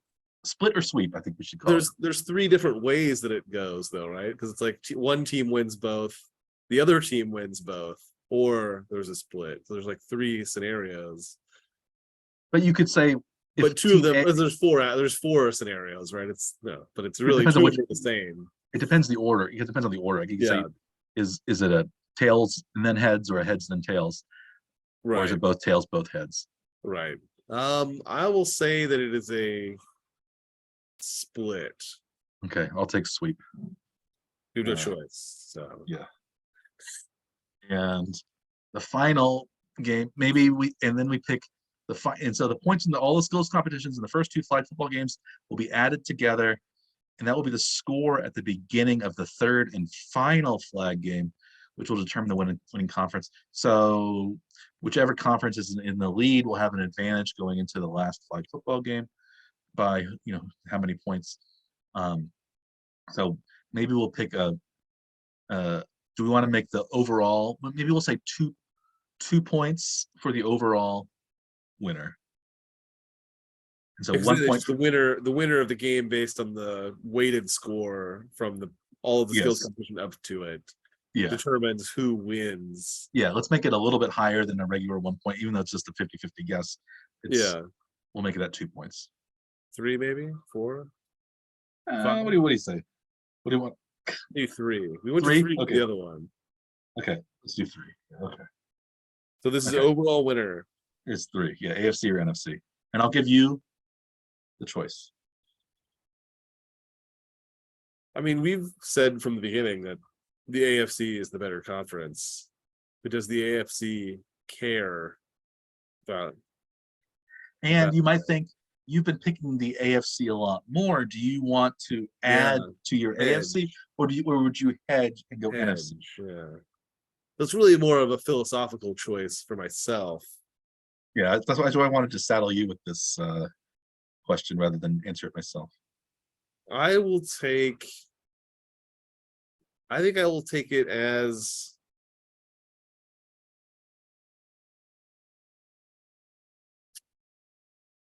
I'll just go all in basically for no reason. I'll take the AFC. Okay, I'll take NFC. It'll be easier to remember. Okay, so that's our the anti-Andy Reid. I will go not for a gentlemanly finish. We'll go for the jugular. I think this is going to be. I think we will have the most elaborate Pro Bowl games betting scenario of any of the 2-bit sports podcasts currently in operation. So I think with a warning track power hour moniker. Yeah, there are 2 other ones. But I think they concentrate more on baseball, which is again also I think good because even though we're called the warning track power hour, we're still we've talked more about football probably because the Chiefs have been better than the Royals. I think is the main reason. Well, it's the baseball off season, and NFL is easier to talk about on a weekly basis and bet on things like that than the daily grind of Major League Baseball. Speaking of, do we want to talk about the coaching changes in the NFL before we sign off?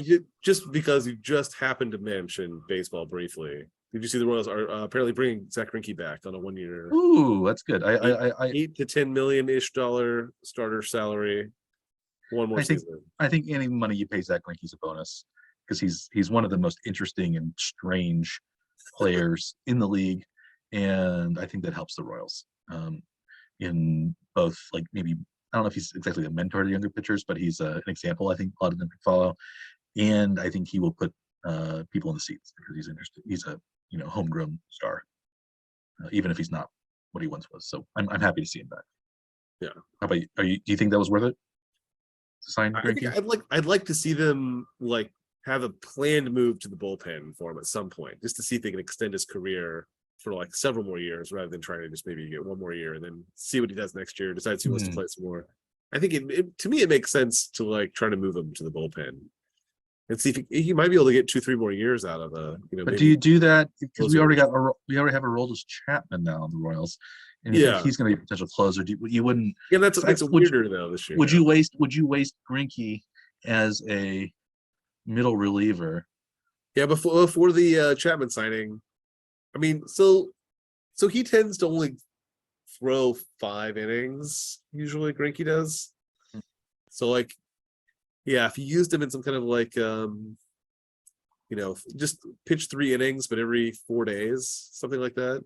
scenario would make more sense to me, I think, but Maybe a 3-day rotation of something like that. Three You had innings. like I thought you had a really nice concept for a pitching core where you would just have guys that they throw like one time through the rotation essentially, or one time through the lineup without having to face the same guys multiple times.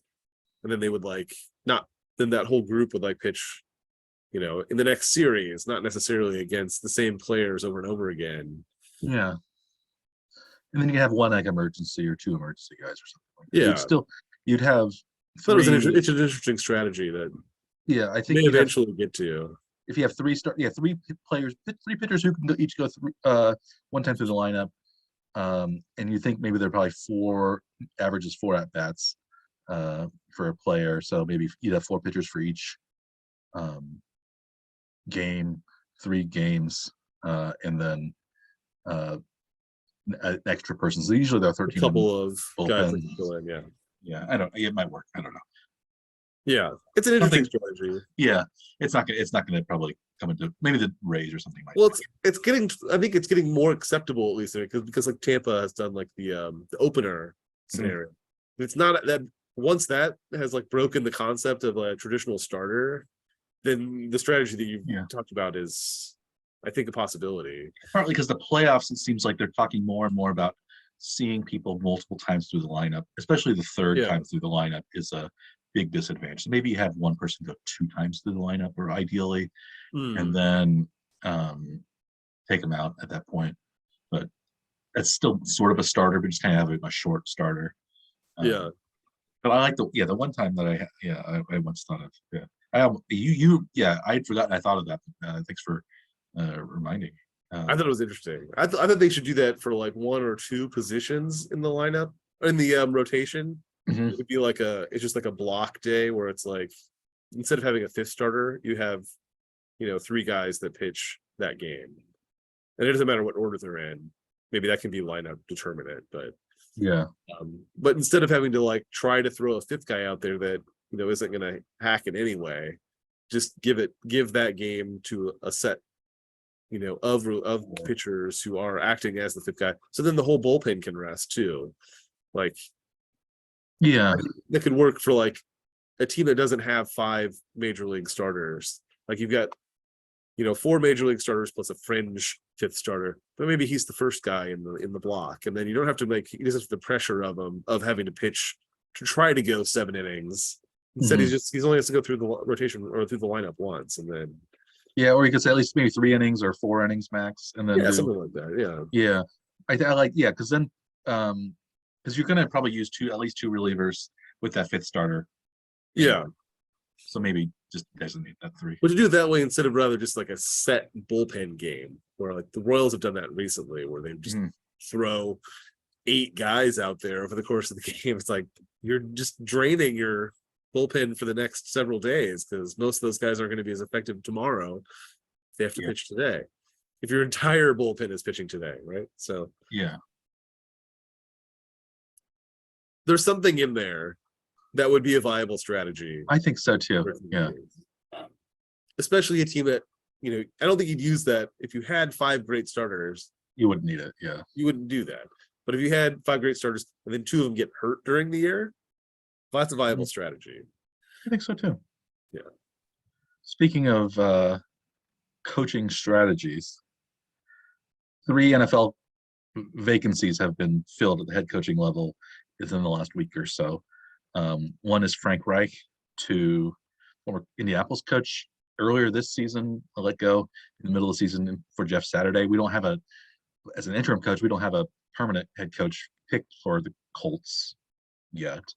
But we have but Frank Reich went to the Carolina Panthers. It was announced today that D'Amico Ryans was going to go, the San Francisco defensive coordinator was going to go to the Houston Texans. And somewhat surprisingly, Sean Payton going to the Denver Broncos, and the Broncos are going to send a 1st and a 2nd round draft pick from an already depleted draft kind of capital that they have, because they spent so much on the Russell Wilson trade, to the Saints, because Sean Payton was still somehow under contract with the Saints, even though because he retired, I guess, and it doesn't quite work. So Yeah. so I guess conventional wisdom is that Payton is the best coach Mm-hmm. of the three, but he's in the toughest division by far, and in the tougher conference, I think we can say at this point. Um, so one question would be, which so if any of the teams make the playoffs next year, which team is it going to be? The Broncos, the Texans, or the Panthers? And which job is actually best in the long term, do you think? I've said here the last several times we've talked about the coaching openings. I think I think the Houston job should be the most desirable if ownership wasn't so strange. I think the situation there seems to be odd because Houston has so much draft capital and relatively young talent too. They should be able to build a team in however they want, basically. So whatever their strategy they adopt, it's really theirs to do with as they want. They don't have the Where first those pick other this teams don't year, but necessarily they have the a multiple lot. picks in the Yeah, first round and it seems this like year the and Bears. next year, right? It seems like the Bears aren't going to pick a quarterback with their first draft pick since they have Justin Fields. I guess it's possible they might trade their pick to another team who will pick a quarterback, but it seems like probably the Houston Texans still will have the first pick of a quarterback they want, whether it's CJ Stroud or Bryce Yeah, Young. so from the long term perspective, I just think that all of that possibility is there for Houston, and right. So I still think that should be the best job. Okay. For playoffs, I don't know that any of the teams will make the playoffs next year. I think, yeah, the Broncos are the toughest division, like you mentioned, but they might have the most complete team without any draft capital, though, essentially. So there's not really much that Sean Payton can do outside of the roster he already has. He is pretty good. He is a good coach. He's had a lot of success. Somewhat creative offense, but mostly defensive minded. I always think of him as, at least anyway. I think he's an offensive guy, but his teams on the Saints were been defensive. I guess partly because we associate mostly with an aging Drew Brees, but Brees had some of his best seasons with the Saints early on with Peyton, and then I think it was defensively primarily later as Brees' career. But he had a kind of a first few years he was there real highs because he won a Super Bowl with the Saints, and then he had kind of a mid kind of lull, and then the last couple of years with the Saints he was also really good when Brees was still there, but then after Brees left it was a little bit messier. But they still made the playoffs, I think, with the ragtag assortment of quarterbacks one of the years, and they had Tom Brady's number. So so I think it seems like people would say, well, probably Peyton's the best coach out of the three. Yeah. Yeah. Oh, yeah. For success in the league, for sure. Yeah. I would say that probably the person with the most likely chance to make the playoffs next year is probably Frank Reich in Carolina, simply because that division is not very good, and probably Tom Brady is leaving that division, and we don't know who the quarterbacks are going to be for any of those three teams. Atlanta's probably going to be starting a rookie. New Orleans might be starting a rookie. Tampa might be starting a rookie, or they're going to get like a mid-level. I guess it's also possible Aaron Rodgers might go to one of those places or somebody, but who knows? So I think, or like it's possible he might come to Carolina because Carolina is a quarterback. So it's all up in the air. I don't think that division's right. So I think Carolina has, and they actually had a better season than any other teams this year. So even with Matt Rule getting fired, Steve Wilkes did. So I like the Carolina's chances this coming year to make the playoffs. We thought Jacksonville and New York Giants had no chance of making the playoffs this year, but with new coaches, but they did. So it's possible one of those might do it. So I would pick Carolina as my choice. I think ideally Houston is the best job, but they also hired a defensive coach, It's a little weird. which I think in this climate is not the right move. But maybe they're thinking we will zag when other people zig, or zig when other people zag, whatever this expression is. But D'Amico Ryans, I think he's a good defensive coordinator, but you have to have a really good offensive coordinator, and you're gonna have a new quarterback. And like I think it's, I don't know. I in the playoffs this year, of the final 8 teams, 7 of the teams were coached by an offensive-minded coach. Only one, Sean McDermott of the Buffalo Bills, and the Bills got blown out in that game. So by the Bengals. So I think offense is the way that things are moving. Andy Reid, Nick Sirianni are both offensive coaches. Zach Taylor and Kyle Shanahan are also both offensive coaches, and I think we think of them as probably some of the best coaches in the league right now. So Brian Dable, Doug Peterson, the 2 probably coach of the year candidates, they're all offensive. So it seems like that's the direction the league is going. So I question the hire, not necessarily because I don't think Ryans is good, but I would have picked an offensive guy. So those are my 2 cents. Anything else to add? We've gone along today, I think. Yeah, I think so. I think that's good. Okay. We'll be back next week to review our Pro Bowl competition and to preview our Super Bowl betting. And that'll be spectacular, I know. And I'm sure you're on the edge of your seats waiting for these Pro Bowl games to start, and then also waiting for our 100% can't miss guarantee Super Bowl picks as well. So until then, I